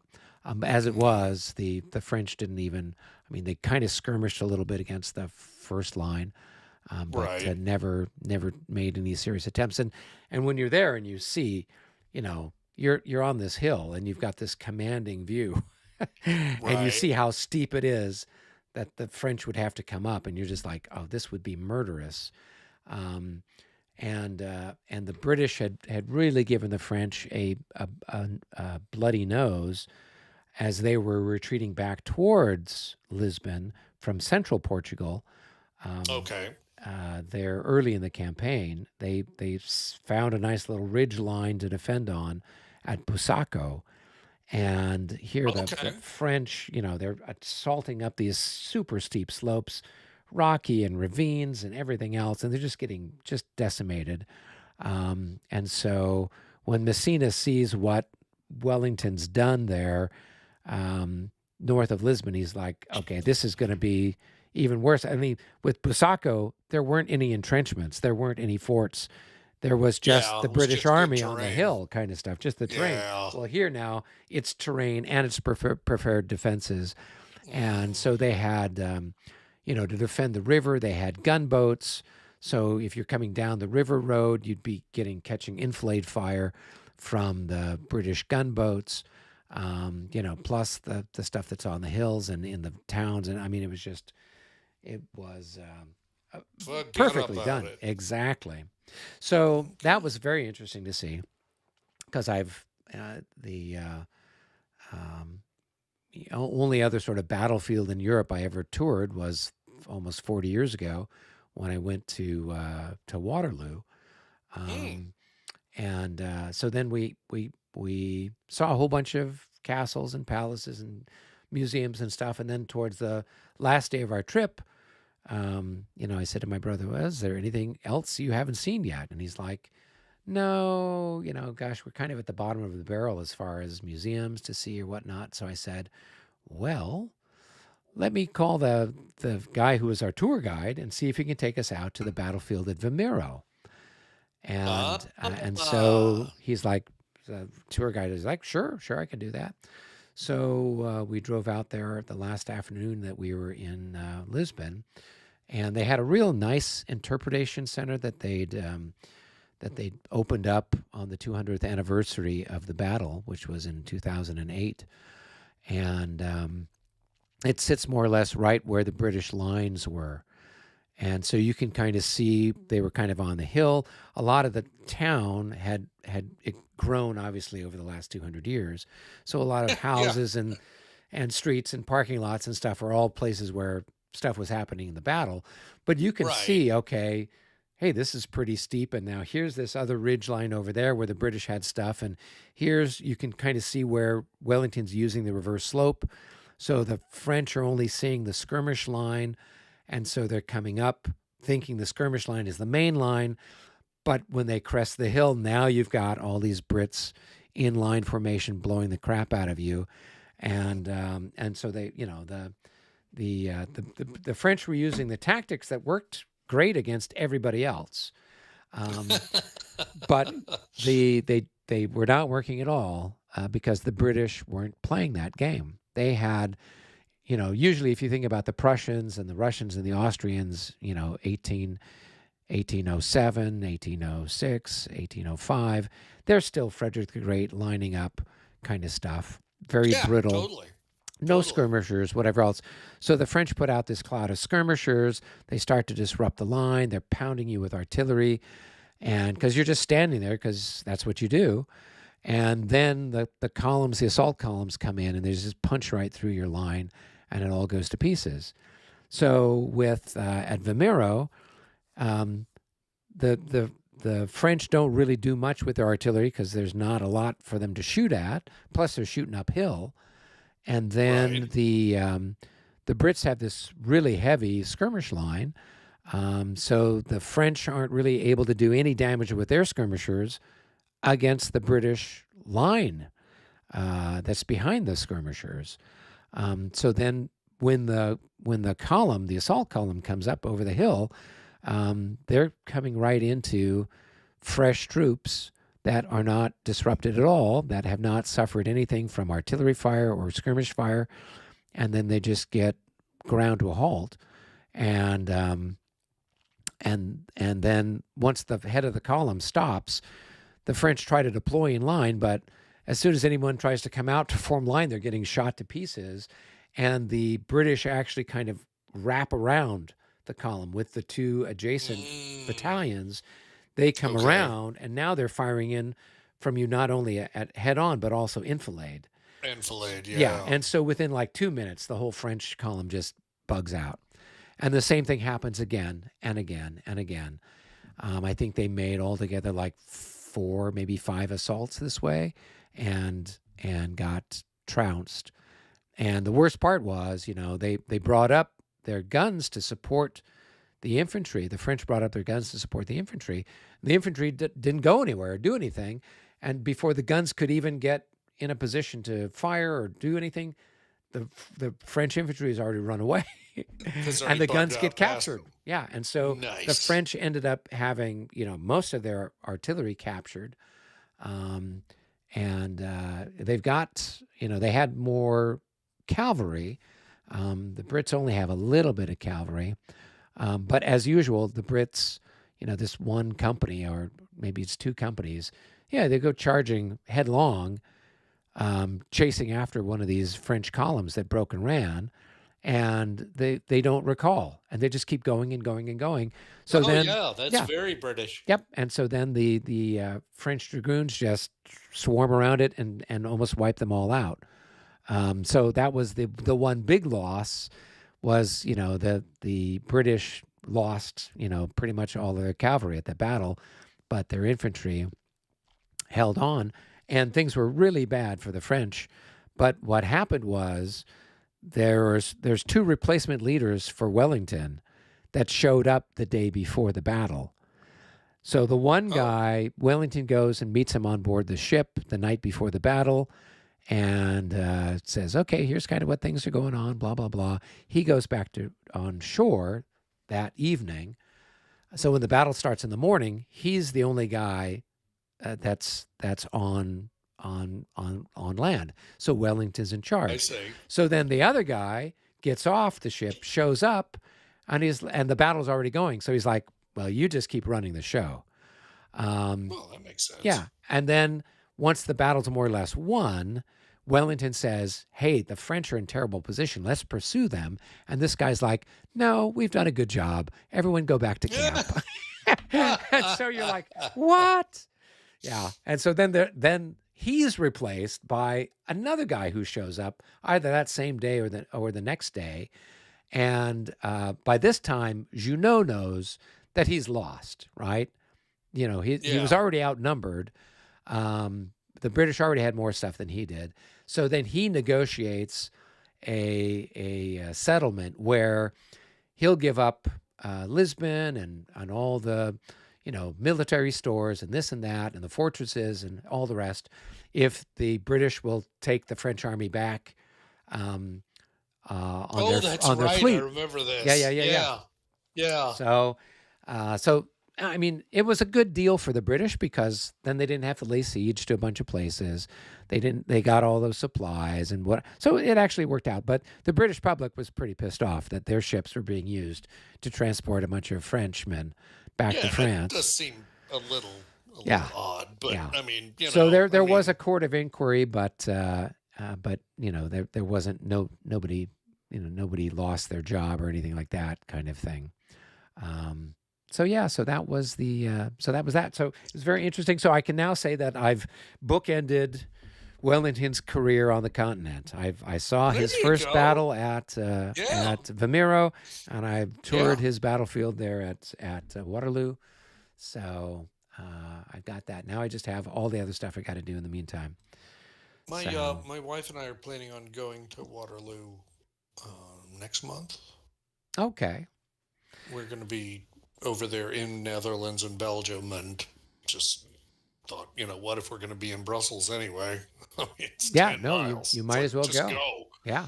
So anyway, I'm thinking I'll probably just rent a car just because it'll be easier to get around that way. Yeah. But anyway, all right. Well, how's everybody doing now? We all got our. Well, if you're there, just an interesting place that if you like bombed out cathedrals and stuff like that. What's not to like? Yeah, I mean, it's a very interesting place to visit. It's just southwest of the Waterloo battlefield. It's called Villers-à-Ville. Oh, okay. And I've been there. It's just a beautiful, it's very interesting place to visit there. That's was it like during the First World War, it was no man's land or something and got blown up, or? I think it got bombed during the Second World War. Okay. A bunch, but it's just it's a huge cathedral. Huh. How weird. All right, so here I am going to a map, and you say it's just southwest of the battlefield? Well, it's actually it's closer. It's near Quatre Bras. It's kind of northeast of Quatre Bras, and it's just north of that. The main road through that went from Abbey de Villers. Yep, Abbey de Villers. Okay, I see it. Yeah. Oh, that does look pretty substantial. And yes, they seem to be lacking much in the way of roofs. And it's but it's a very neat little town. I mean, at least it was when I visited it there, and it was one of the more enjoyable little places I visited. From reading, the whole history of that cathedral and what it went through, and everything like that. So a Cistercian abbey abandoned in 1796 and still standing there. Isn't that nuts? Cool. 1796. I'm pretty sure I live in a country that's barely older than that. Yep. Yeah. So, but that. Good heavens. I found it a very, very interesting place. What the heck? We'll put it on the list. I mean, we'll be driving around anyway. Why not, right? Let's see. Perry is joining us. He says, good evening, joining you a bit late. And then we have Lev is saying, I was at Waterloo in 2011 as a reenactor. Hey, that's a good time. It's a good time for sure. Yeah. Depends on how much they made you reenact. Yeah. Sorry, no porta potties in 1815. No, and they as long as they don't make you reenact that that poor cuirassier who had that 6 pounder ball through his chest. All right, That stand looked really like still. this really won't hurt for long. That's right. That's right. Just a flesh It, wound. it absolutely will hurt, but not for long. Yep. All right. Okay. Now, I've So got one question yeah, here yeah. about the victory conditions. Okay. Yep. We're Um, mulling all right. those over ourselves. Okay, where I was looking for where it described what hexes were the ones that we needed to. So Well, we've we've actually marked put them. square markers on them. Oh, So you in did? Lobositz and Solkowitz, you'll see that there's 2 hexes marked with a square, and No, then I down in don't see. Solkowitz. In Oh, I see one. Okay. Solowitz, There the we go. other one is this church here that's Yeah, got a unit on top of it, which is why you can't see it. right. Okay, I see that. But I was, well, I don't need it. Taking Solowitz doesn't do anything for me, right? Actually, it does. You need to reread the victory Right. conditions. So It's so actually more we important than you came think. across it quite by chance because in Yeah. section D it says if the Prussian player controls Lobositz and Solowitz and the Loboschberg vineyard has been cleared per 2.7b, the Prussian player wins an automatic victory. Total of VPs for the degree of victory and shift that level 1 road in the Prussians' favor. So yeah, because in our little powwow, we're like, well, what's the point of defending Lobositz? Let's just pull everything back and make you fight across this kind of crappy little river. And then looking through this, we're like, oh, we can't do that. If we did, then you could get an automatic victory. So we don't want that to happen. Okay, and then also, okay, so what were the ones, what hexes along the behind the sunken It's the road? ones that are immediately behind it. So Yeah. the Starting and the at hex is east of the sunken road. So that's 5820 to 5824. So Yes, that's right. Yes, 5820 through 5824. So it's basically that's right. these ones that are so one, that two, row, three, two, four, three, five. four, Yeah, five. yeah. Okay. So it's the ones immediately behind the sunken road. So you know that's the Uh, ones we're going to be defending. all right, so okay. Yeah, we probably got, I don't know, 100, 200 claymores out there. Yep, we do. We Yeah. got the minefield. We got to Now, get Hmm. that out there all right. first. So now, what does it mean by uh, +1 for each Austrian command from the south map or off map Hmm. that enters that the Morellenbach?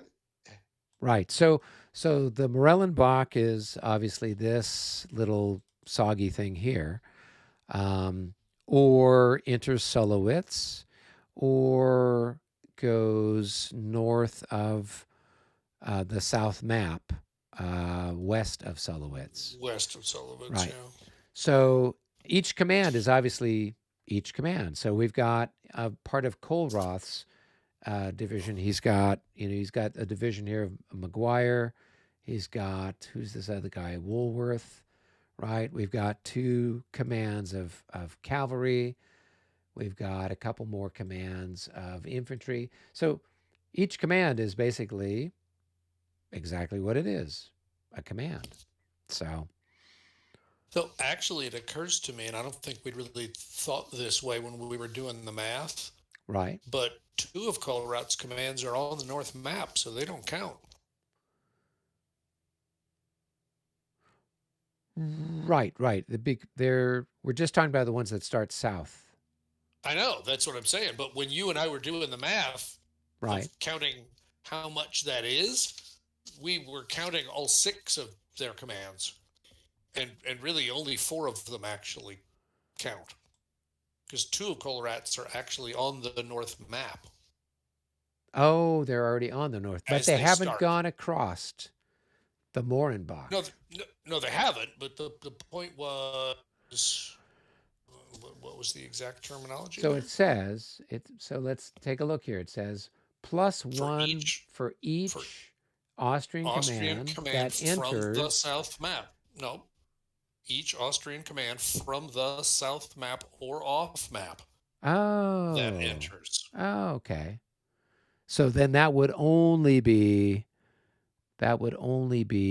who is it? That's just going to be Mole, The two McGuire, infantry units on the left, and them, yes, and then all the cavalry. and the cavalry. Right. So Okay. you're saying that this command could actually go all the way over here and not count towards that? No. Yes, Yeah. yes.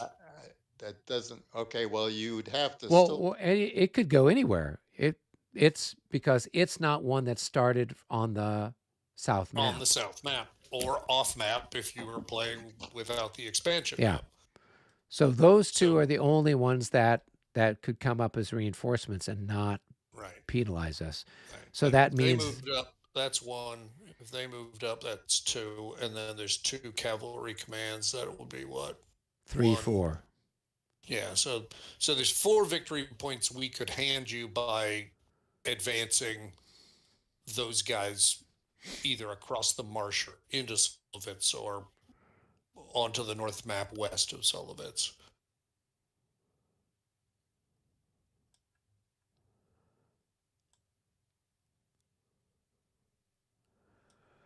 Did that answer your question, Dave?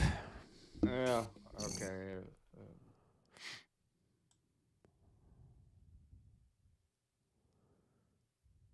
1, 2, 3, 4, 5, 6, 7, 8.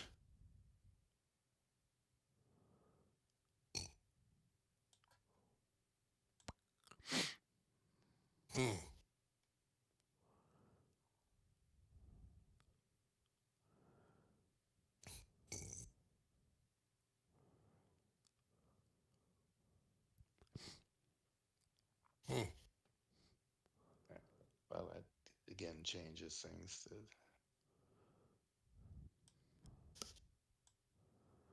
Well, I mean, it is an interesting subtlety because, I mean, it just means that if we did move north, it doesn't hand you an automatic victory. it holds us 2 points short of an automatic victory.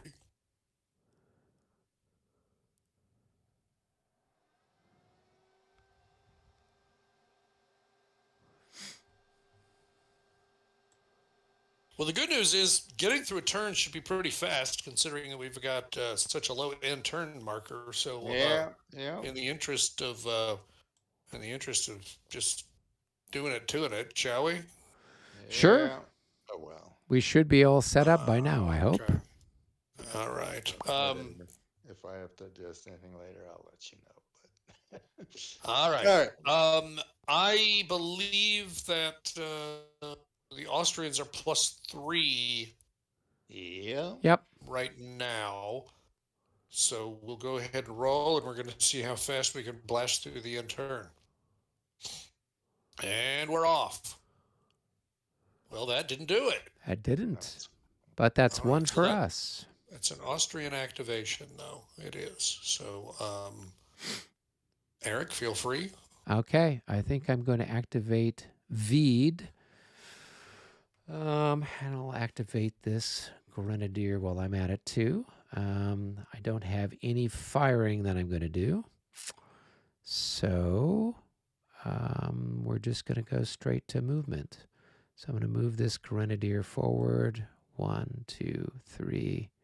1, 2, 3, 4. I guess he'd go there, right? Yeah. 2, 3, 4. Okay, cool. He's done. Let's put a finish marker. That's a nice looking one, although we've got multiple choices. Okay, let's say, let's go ahead and get these guys. They're going to go into line that way, which only costs them, or into march, I should say. And since they were facing that way, it only cost them 1 to pivot that way.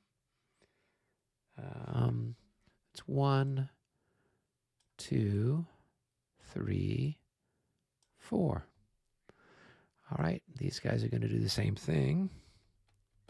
1, 2, 3, 4. I think Am I you're wrong? moving the wrong way. No, because my lead unit is One on the hex, right, no, one hex. right? So my lead I'm unit is looking at on the the one right. hex line to one hex march column, Yeah. and going to the left is the big numbers. But I'm Oh, not going to the left. I'm going to the right. he, Do you see yeah, which he's way I'm facing. facing? I'm facing towards the He's river. right. So I am going to the right. These guys, I set them up facing towards the river. Oh, Yeah, okay. Correct. these guys Okay. would have the big number, but these guys don't. So you said something about, hey, does it matter which way I set them up facing wise? I'm like, oh, that's brilliant. I'll Okay. turn them around I and see. face them the other way. That way we don't have to pay for it.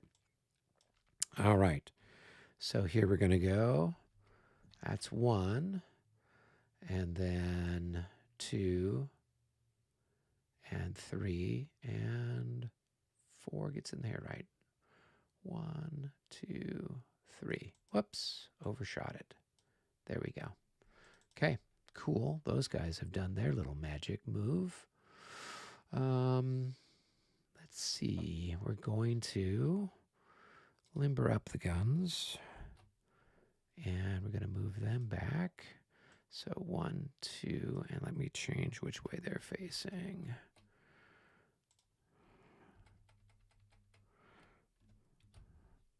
1, 2, and this guy is gonna and flip 1 and 2. They're there. Do. These guys are going to do a line back up like that. These guys will do a line back up like that. So let me roll for all of their exciting line backy stuff. So we'll just go from the top and work our way down. So unit number 1. Yep. Next one. Yep. Next one. Yep. Last one. Oh, he's disordered. Oh dear. I know. Tell ya. What can you do? All right. And then this guy is going to 1, 2, 3. He's just he'll do a line backup as well, just for fun. Okay, let's roll for him. Oh, a special something, Uh-oh. or is it a failure? We're not sure. Which one? Disorder Movement? check movement 0-2. Yeah. Reroll with double all the original modifiers. Okay, so it's going to be a -10. He may be. Oh, I don't know. Probably not. He's just barely, right? He's a 19. Do I have to roll the Oh number? my or gosh! better? Yes, he just made it. Wow, Ooh, that's a skin of your teeth. Well, those grenadiers, I guess. I tell you. All right, we're going to move Veed over Is this a here. roll equal to or greater? Yeah. Okay. I always have to read. Yeah, I know, because you play too many game systems and you'll lose your mind, right? That'll teach you. Make the number. Yep. Okay. So that should do it for Veed. He is moved. Let me flip him. And I'll put a finish marker on that guy. Okay. That was my excitement. Well, it's pretty exciting because we haven't lost yet. We haven't lost yet. All right. It's time for me to roll some dice. Let's see what we get. An 11. Hey, we haven't moved the clock either. Oh my gosh. Yeah. Wait a minute. That means the Prussians get to move. This isn't good news. Why We need do to they roll get high. to move? We both rolled long a as 1 you and a keep 1. We got a +3. I know. As long as you keep rolling low, I'm going to get a chance to move. Yeah. That's the problem. Yeah. That's the problem. That's not a problem. Well, David, we want to make it fair. All right. Do you have anybody you want to move? Yeah. I mean, if you want, I mean, I can move people. Okay. I have the power. I have the technology.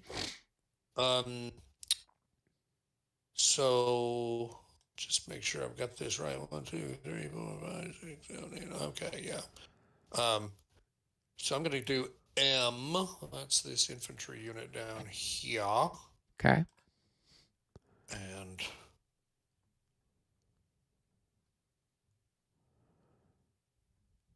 no shooting, which probably doesn't surprise you any. I'm going to go ahead and activate these guns while I'm at it. I'm going to go ahead and just roll them forward. And we're going to move these guys forward. That's 1, 2, 3, 4. I was surprised, but that creek doesn't actually cost anything. Just funny because the marsh costs you a lot, but creek part doesn't. Who knew? Interesting.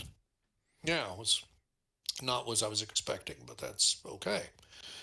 Yeah, and it doesn't trigger a disorder check either. Well, it wouldn't. Oh, I mean, you're saying it wouldn't even if I walked through it? Yeah. Obviously, in this case, I just walked up to it, so it doesn't Yeah. really count anyway. Yeah. But, No, I don't see a little asterisk or anything like that next to it. huh, interesting. Okay. Yeah. So it must just All be right. like your boots get a little damp. I guess so, yeah. So they're going to move 1, 2 like that. And then these guys are going to move 1, 2, 3, 4. And then we'll go ahead and move the commander up a little bit. Put him where he can be close enough to everybody and flip him over. And that's it. That's it. We've nearly won now. David, your roll.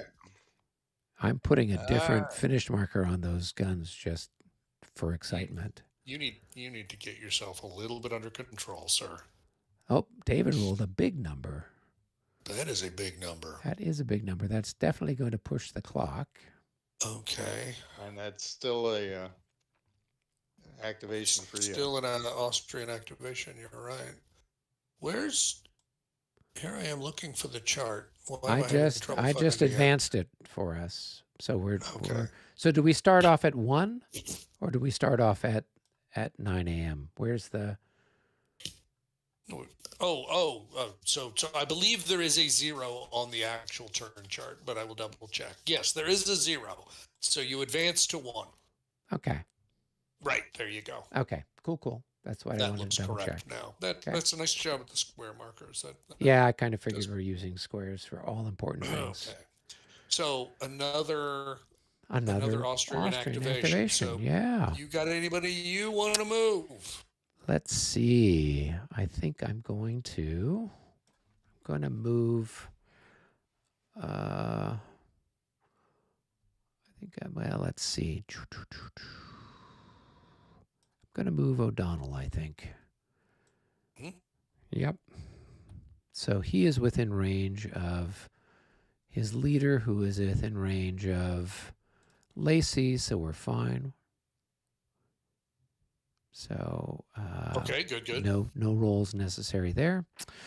Let's see, and we want to turn and get 1, 2, 3, 4, and then 5, 6. Now, I just want to mention, I'm looking at the original rules. Yeah. And that Peroni command and the Grottendorf's command, they're considered off map.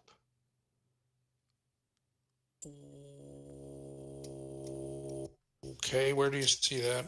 So we're looking at, so if you look on, so David, if you look on page 16 of the rules, it's printed in green and it's got Peroni and Grottendorf on the north map. So it's on page 16 of this revised rules. It says north map 6130.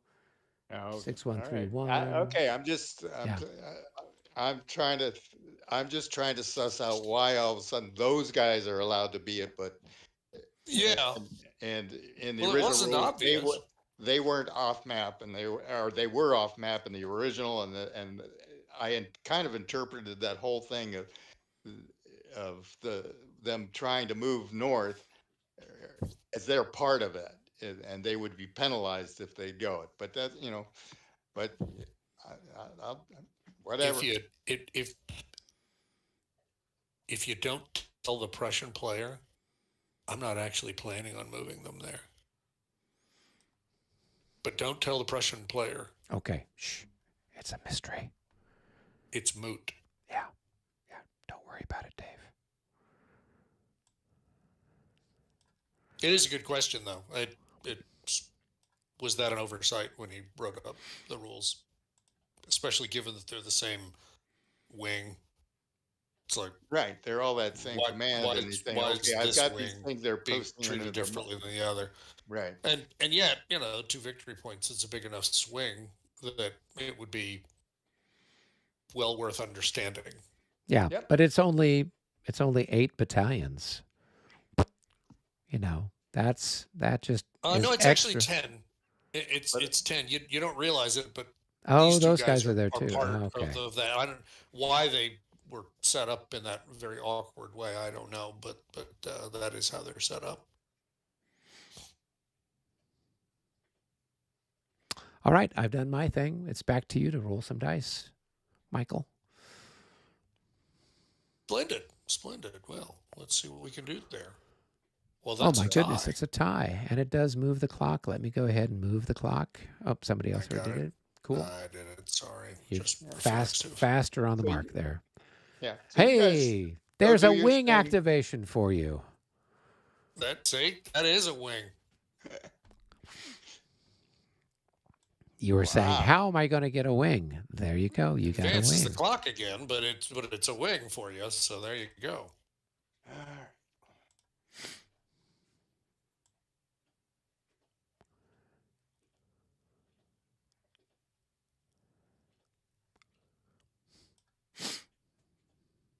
All right, well, let's do the infantry wing. All right. Infantry wing. All right. So it's And Bevern and let's activate all my northern artillery there, and let's see what else to do. And I'm also okay. So then I will do my grenadiers down in the south part, and I'll activate the southern part of the artillery too. So whatever. Well, no, I don't need to activate them there. I like where they are. They can't fire anyway, so.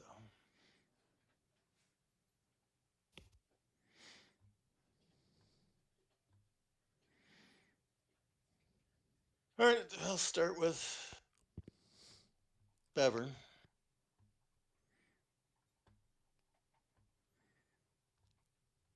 Okay, cool.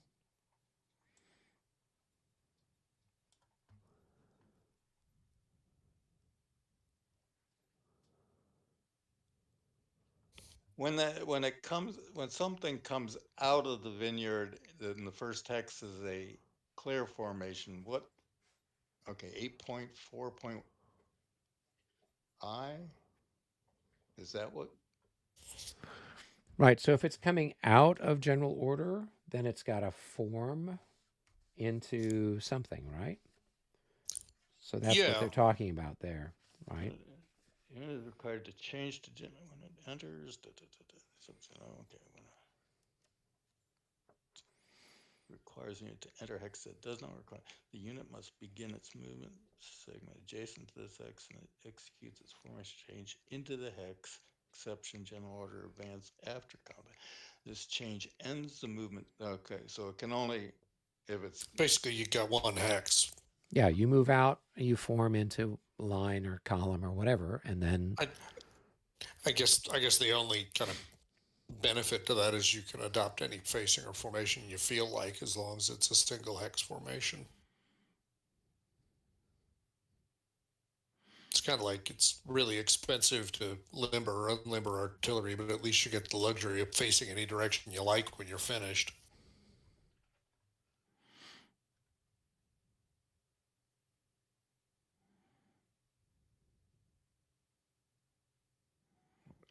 These are musketeers.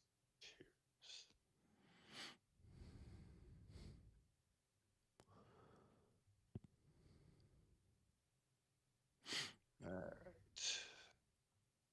So I can do that. I can do that. I can do that. I can do that. I can do that.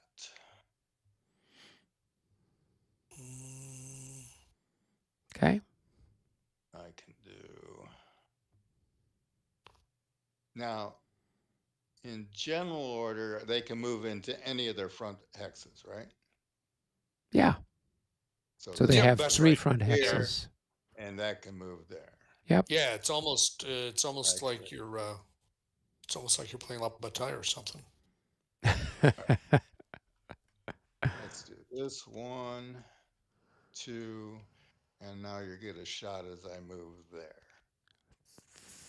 Can you go obliquely like that with all your guys? Yep. Okay. All right. So it was 1 to turn, 2, and then 3, 4 to go there. Okay, sure. So I guess I get a shot at you. My grenadiers are at a range of 2. So they're times 2. So I've got what? 6. So 6 to 10. Here we go. That's a miss. Ooh.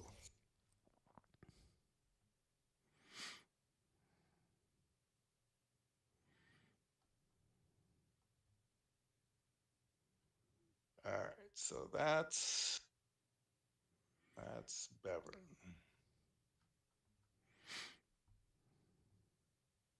Oh, I should have done my fire first. I'm sorry. Oh, all the artillery. Yeah. Let's see. All right.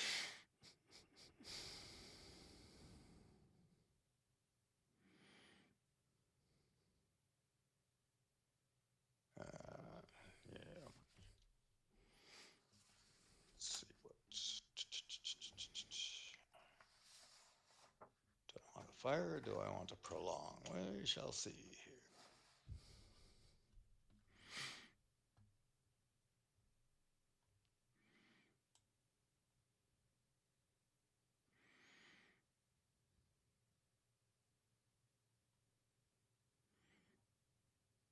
Well, all of them are in terrain 2 or lower, so they could all they don't have any blocked line of sight for what it's worth.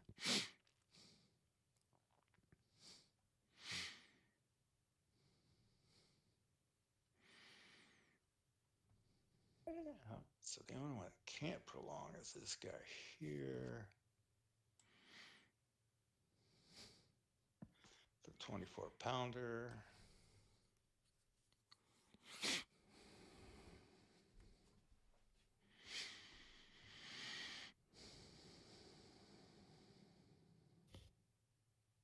Oh, can I also move Moeller on this?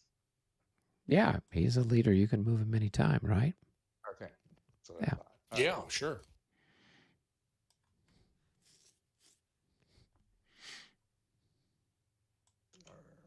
I got 3.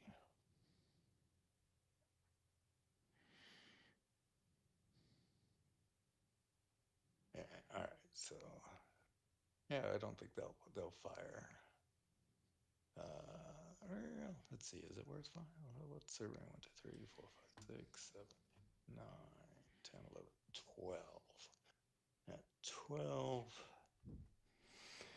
At 12, you are Or times times 2. 2.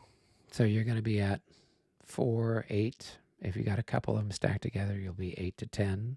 3, 4, 6, 7, 8, 9, 10. Well, I could actually get a. If you roll Do well enough, you can chip 10, somebody off. 3. So I could do. I could actually. Let's see here. Let's do that. All right. These guys they'll take a shot at these skirmishers there. Okay. So that'll be 12 to 10. What's their modifier? So whatever. Why is it 12? Are you times 3 at? I'm times Oh, three okay. at that's 1, 2, 3, 4, 5, 6, So 7. it's your 1-to-1 with a minus 10. That's not going to be Nope. anything. And this one here, we'll shoot at that one. And, well, special result. 05, that is a special result. Let's take a look on artillery fire. A 05 is ammo exhausted. Oh Fire dear. has no effect, and firing unit limbers. Oh man. That so it's 9 o'clock in the morning. And somebody forgot to provide artillery ammunition. Someone's going to get a talking to by the king. That's actually not a bad one if you want to move your guys forward. You know? Oh, that's true, because it's Yeah, not like they're really in any danger. yeah, So, yeah. This, I mean, when I got that result at Colon, I'm like, that's nice. Now I'm limbered and I don't have to spend 2 movement points. I can now Yeah, move those well, guys somewhere. So, it depends on the circumstances, whether yes, it's good or yes. bad. yeah, but they can't move this turn because No, they're, yeah. no. No, So, but now at least if you wanted to move them, you don't have to spend 2 movement points to limber them right. next turn. So we'll do that there. And let's see. This guy will, so move at him. He will flip. He'll limber. Do I want to move him forward? Probably not. Um,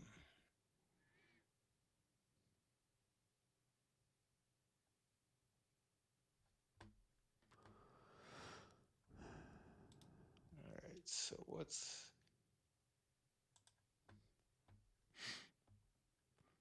All right, you still have Klein's yep, division. Klein.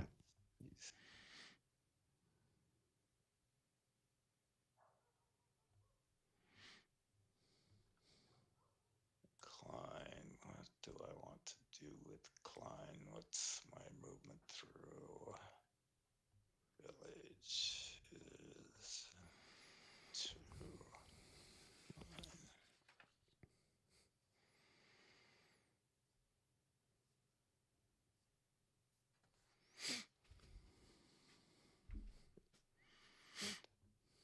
12, so you can only get 1.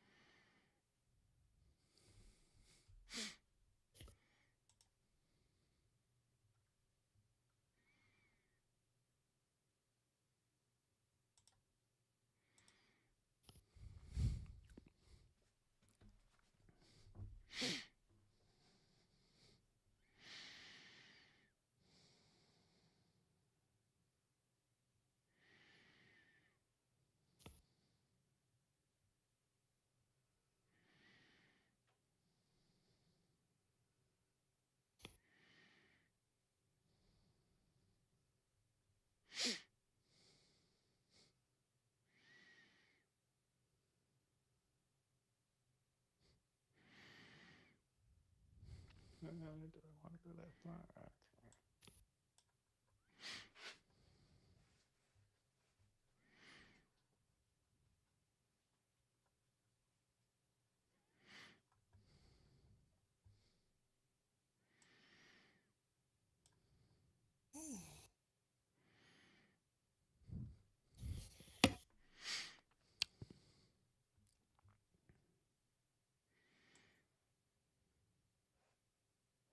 We won yet?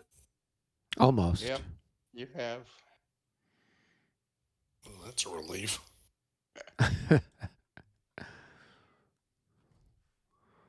All right, are you done with Klein's, boys? Not quite. I'm trying to, Oh, if I want to do something to that last guy in there in the back. And maybe I want to do that. Yeah, let's do 1, 2, 3, 4. And Klein. And let's see, where do I need? Yeah, we'll put him. should be fine. All right, Klein's done. Yeah. That's Kleist, actually. Erkleist, yeah, Yeah. whatever. KL. 2, 3, 4. Okay, so everybody's in command there, right? All right. Yep. And then you've got, who is that? Braunschweig. Yeah.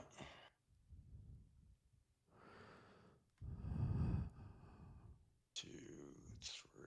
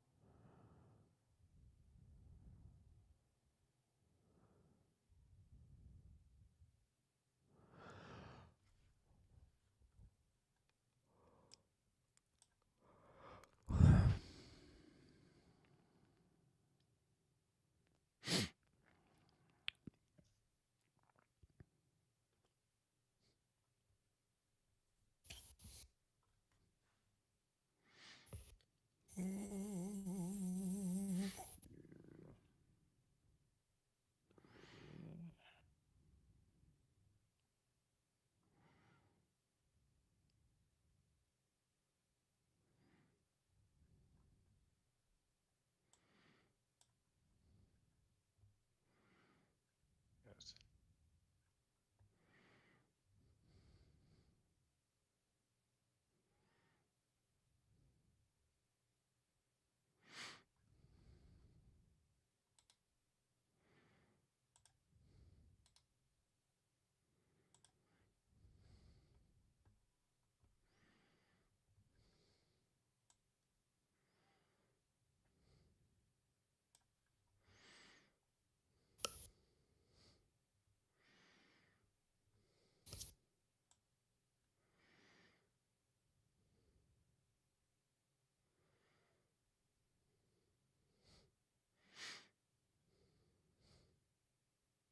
And, oh, actually, let's see.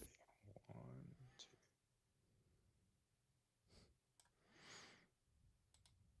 4.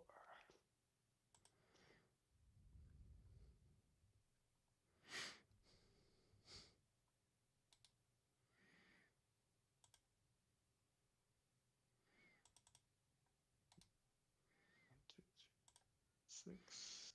It's very interesting. I'm seeing that when you hit the finished markers, it's putting a different colored flag on them.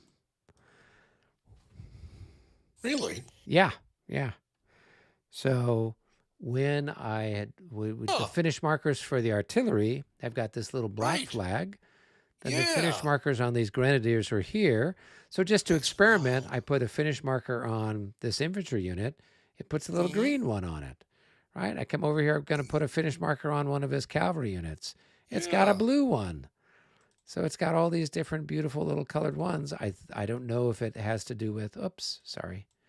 If it has to do with the formation where it's giving you a different one Oh, based on that's the what I was formation. wondering. I can't believe they went to the trouble. I think it's kind of cool. But Well, it I is mean, kind of how cool. often do you put a finish marker on a regular unit? Normally, you're just putting it on Nearly the never. yeah, Yeah. I mean, it would need to be. Gosh, why? Only if you had some weird activation rules. yeah, Like I mean, there's a bunch of them in Battles for Quebec where right. you know, in I think in some of the scenarios, the army leader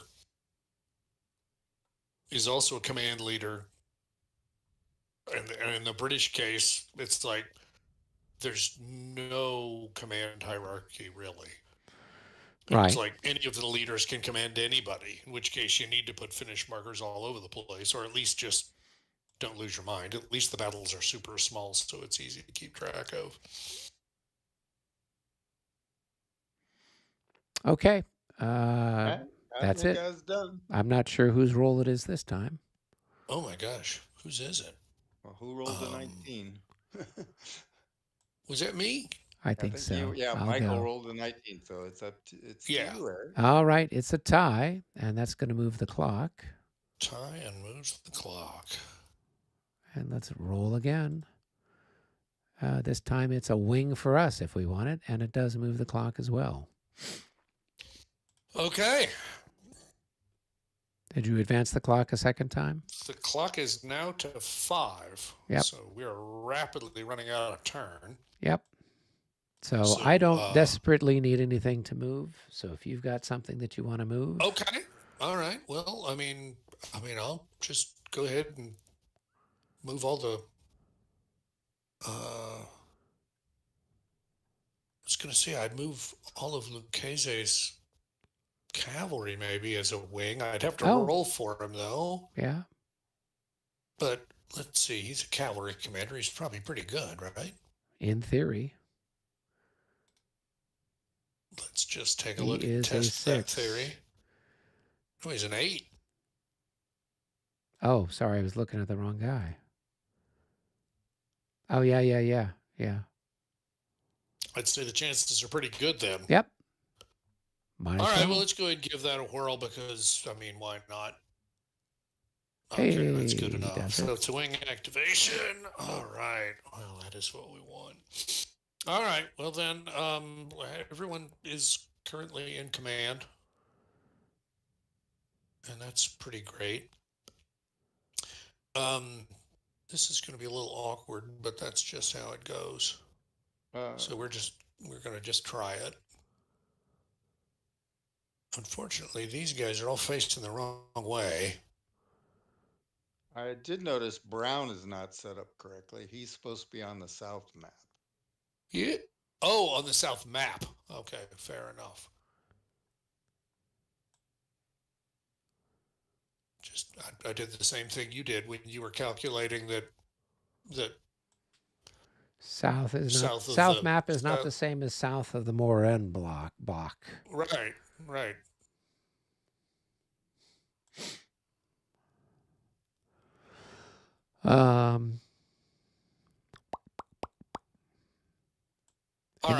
And I can activate the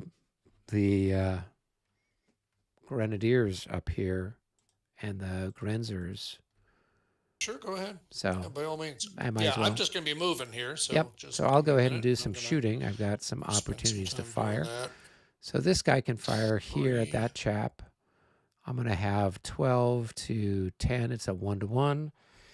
And I think I get a plus something for the size, a plus 10. 1-to-1 with a plus 10.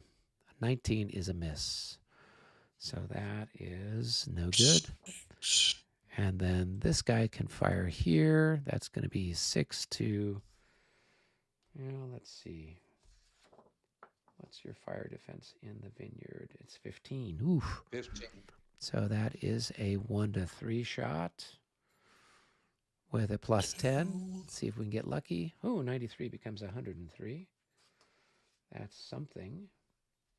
That is one hit on this guy right there. Oh, okay. Wait a minute. One thing that I did not do, and would this change something? That one missed.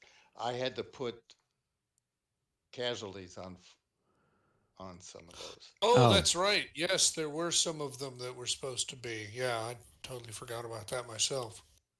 Yeah, I mean, I put casualties on my guys. I didn't know if you... yeah, I did not do mine. I remember reading it, and I had these big guys here because I remember last time I put them on the 8s, I believe. So, let's see here. So Bevern's command. Remove 1 strength point from each of any of the 4 battalions of this command. 4 SPs total. These are marked as combat losses on the loss charts and the Army loss records. They So are? that's, yeah. It says these Oh, are how marked as interesting. combat losses on the loss charts and Army loss record. I'll be darned. Okay. All Yeah. right, now because I would have put it on the eights. Yeah, go ahead and put it on the eights. Now, does that change the plus for that one? Yeah, it wouldn't have been a plus. It would have been a miss. On So you've got Increment how loss. many eights? You've got Got three 3 eights, eights, and and then then I somebody put, else has got to take a hit, I guess. so that's,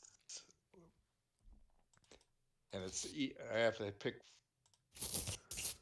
each per battalion. So, so, so we got one, and he's got an increment lost. All right, so so we've got the other battalion would be either a man or, yeah. So I've done Cly, I've done Mun, uh, I've done Bevern, so I'd have to take one off of one of the 7 4s of man. Yeah. Manteuffel. So let's do this one down here at the bottom. All right, there's those guys. Okay. Cool. So that was my big excitement. I've moved a few people around for what little it's worth. very good.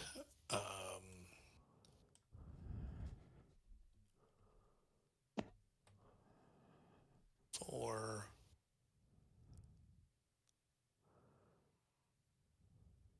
5, 6. It's interesting. You don't give it a thought very often because it doesn't come up terribly often. But it's noticeably more expensive to go into road column than it is to come out of it. Particularly if you're a cavalry unit. Right. It's just funny. Just one of those things that you don't do it very often, so it doesn't seem to be a big deal. But okay.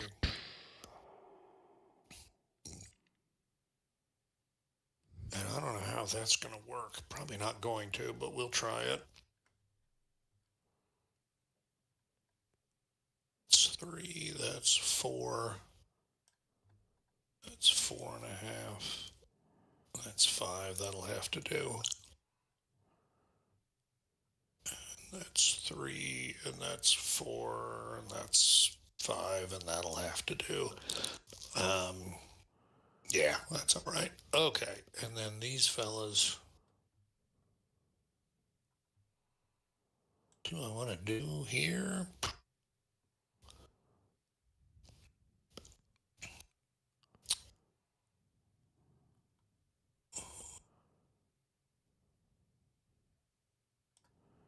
Three, 4, 5, 6, 7. If you wanted to go that way. Whew. Okay, well, I'm not going to worry about it then. Okay, and then 3, 4, 5. We'll just do that. So they're in pretty good shape there. And then these guys. Let's see if you did. That would be 1, 2.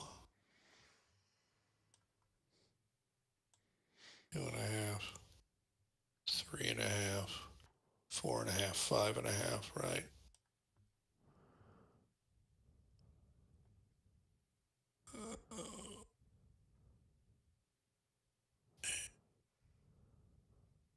Paste. And then I don't know if this guy's going to be able to do it. Probably not. 1,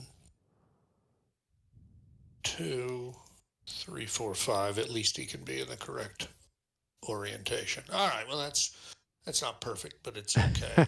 All right. And this is what happens when things get moved in ways that you didn't expect. Where's LO? The furthest back guy is back there. The furthest up is there. That's not too bad. All right. Come on. We'll bring the leader out. Do that. Flip him over. Flip him over. And we'll move Lucchese up somewhere. 2, 3, 4, 5. There. All right. So all the cavalry is on the march. And I did have to roll a couple of disorder checks for some guys that rapid marched, but they're done now, so everything's fine with them. Cool. All right, that was my roll. It's over to David. All right, David.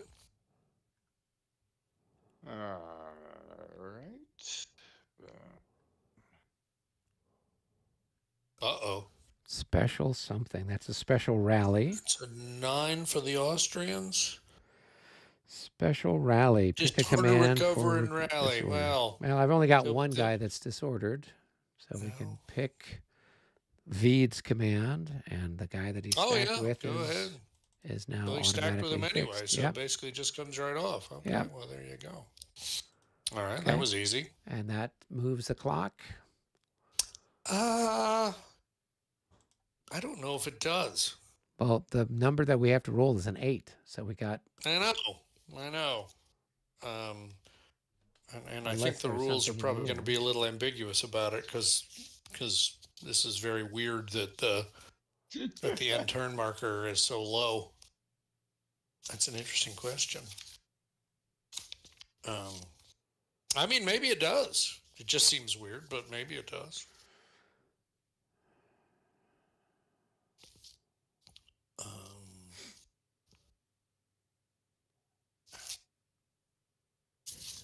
It's the sort of thing that probably should get mentioned.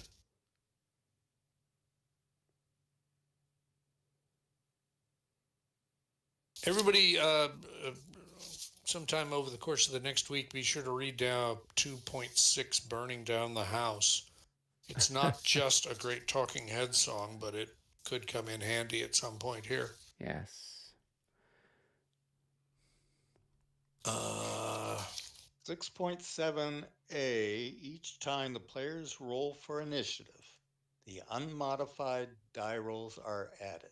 This sum is compared to the end turn number given at that in that game's battle rules. If the sum is greater, the end turn marker is moved one space down along that turn's when the end turn. All right, well then we're at ambiguous. Yeah, I know. It never applied in any of the early games of the system because it was always a 10 or higher. So you never could do it on a special. So it just feels a little funny to do it on a special. But yeah, I mean, that is what the rule says. So it's all good. Chuck the dice again, Dave. That is definitely going to move the clock. Okay. So it is now end turn territory. How many? I've got 3 commands left that I haven't moved. How many do you have, Eric? I have 2. I have Haddock and I've got Lowenstein. Right. Okay. So we've got 5. How many have you got, Dave? I've got 4. Okay. So we've got 9. Is there any shooting left to be done or any close combats? Nope. I don't think there are. Yeah, the other guns that I haven't fired of mine cannot. They're in the fog, so they can't fire. Okay. All right. So then really we just roll 9 times just seeing if any special results pop up, basically. Yeah. Okay. So 1. What the heck, right? So there's 1. 2. That's actually a tie, so it doesn't count. Okay. 2. 3. 4. 5. 6. 7. 8. And just at the last minute, we A get a 3 for the 3-0. Austrians. That is activation. Player receives a normal activation for an unactivated command. Player receives a normal activation for an unactivated command. Yeah, this is exactly why it's kind of infuriating, because theoretically, if we'd really been doing this the right way, we would have actually been keeping track of who was activating all the way down the line. But I'm willing to let that go. I don't understand what it's talking about anyway. Well, all it's saying is, well, actually, that is a good question. What does it say? It's That very doesn't make weird. much sense. Yeah, it's like, as opposed to what? Yeah. All right, so let's take a look. And I wish he did what he sometimes does and actually puts the exact command there. Okay, here it is. Player who rolls this result receives a normal activation with all series activation parameters that can be used on any single command that has not yet been activated. If end turn conditions are in effect, this is still applied as a normal activation, not a limited activation. Oh, well, okay. So that's really all it is. Right. So it's only in the case of an end turn. Only in the case of end turn does it have any meaning, Yeah. I guess. Yeah. Yeah. So, well, what we could do is we could take the 9 commands that are remaining, give them each a number, roll one die, and the one gets the activation. Sure, Well, but why it, not? it only goes to the Austrians. Oh, that's true. Okay. Right. All right. Yeah. So Well, it's You're right. So you got 5. well, no, actually. Oh, okay. Well, either way, actually, I'd have been. right. It's a 3-0, so it would affect the Austrian players. So it's just. I think all we're really trying to do is just trying to make up for the fact that we weren't really keeping track of who was being activated, and it's entirely possible there'd be nobody who hadn't been activated by this point. Just depending on the order. Yeah. Things.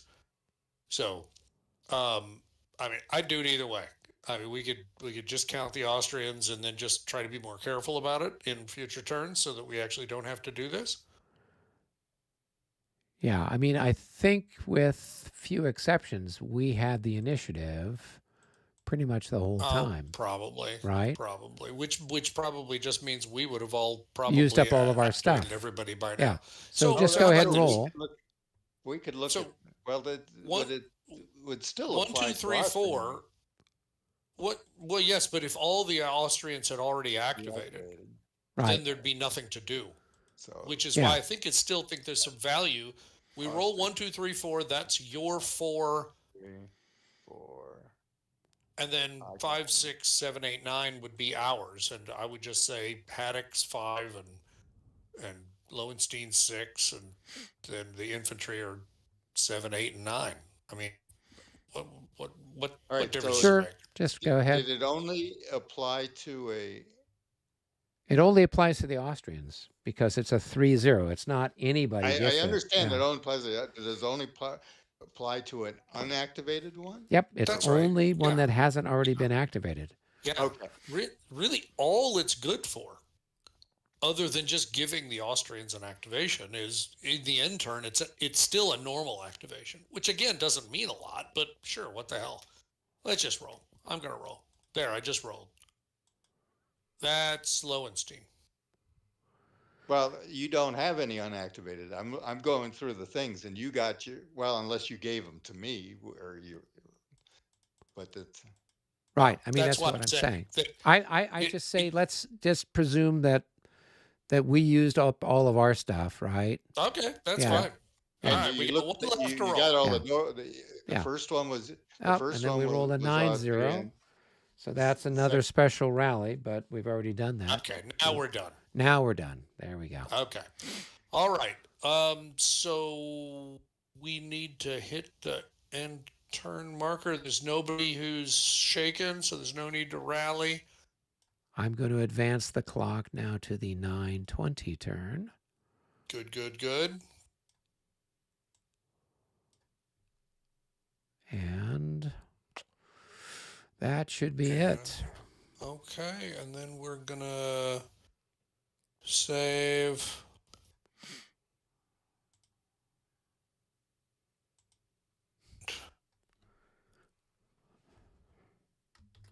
Oh, I need a new folder. Yeah. It's a new game. New game. It is going to be 0920 start.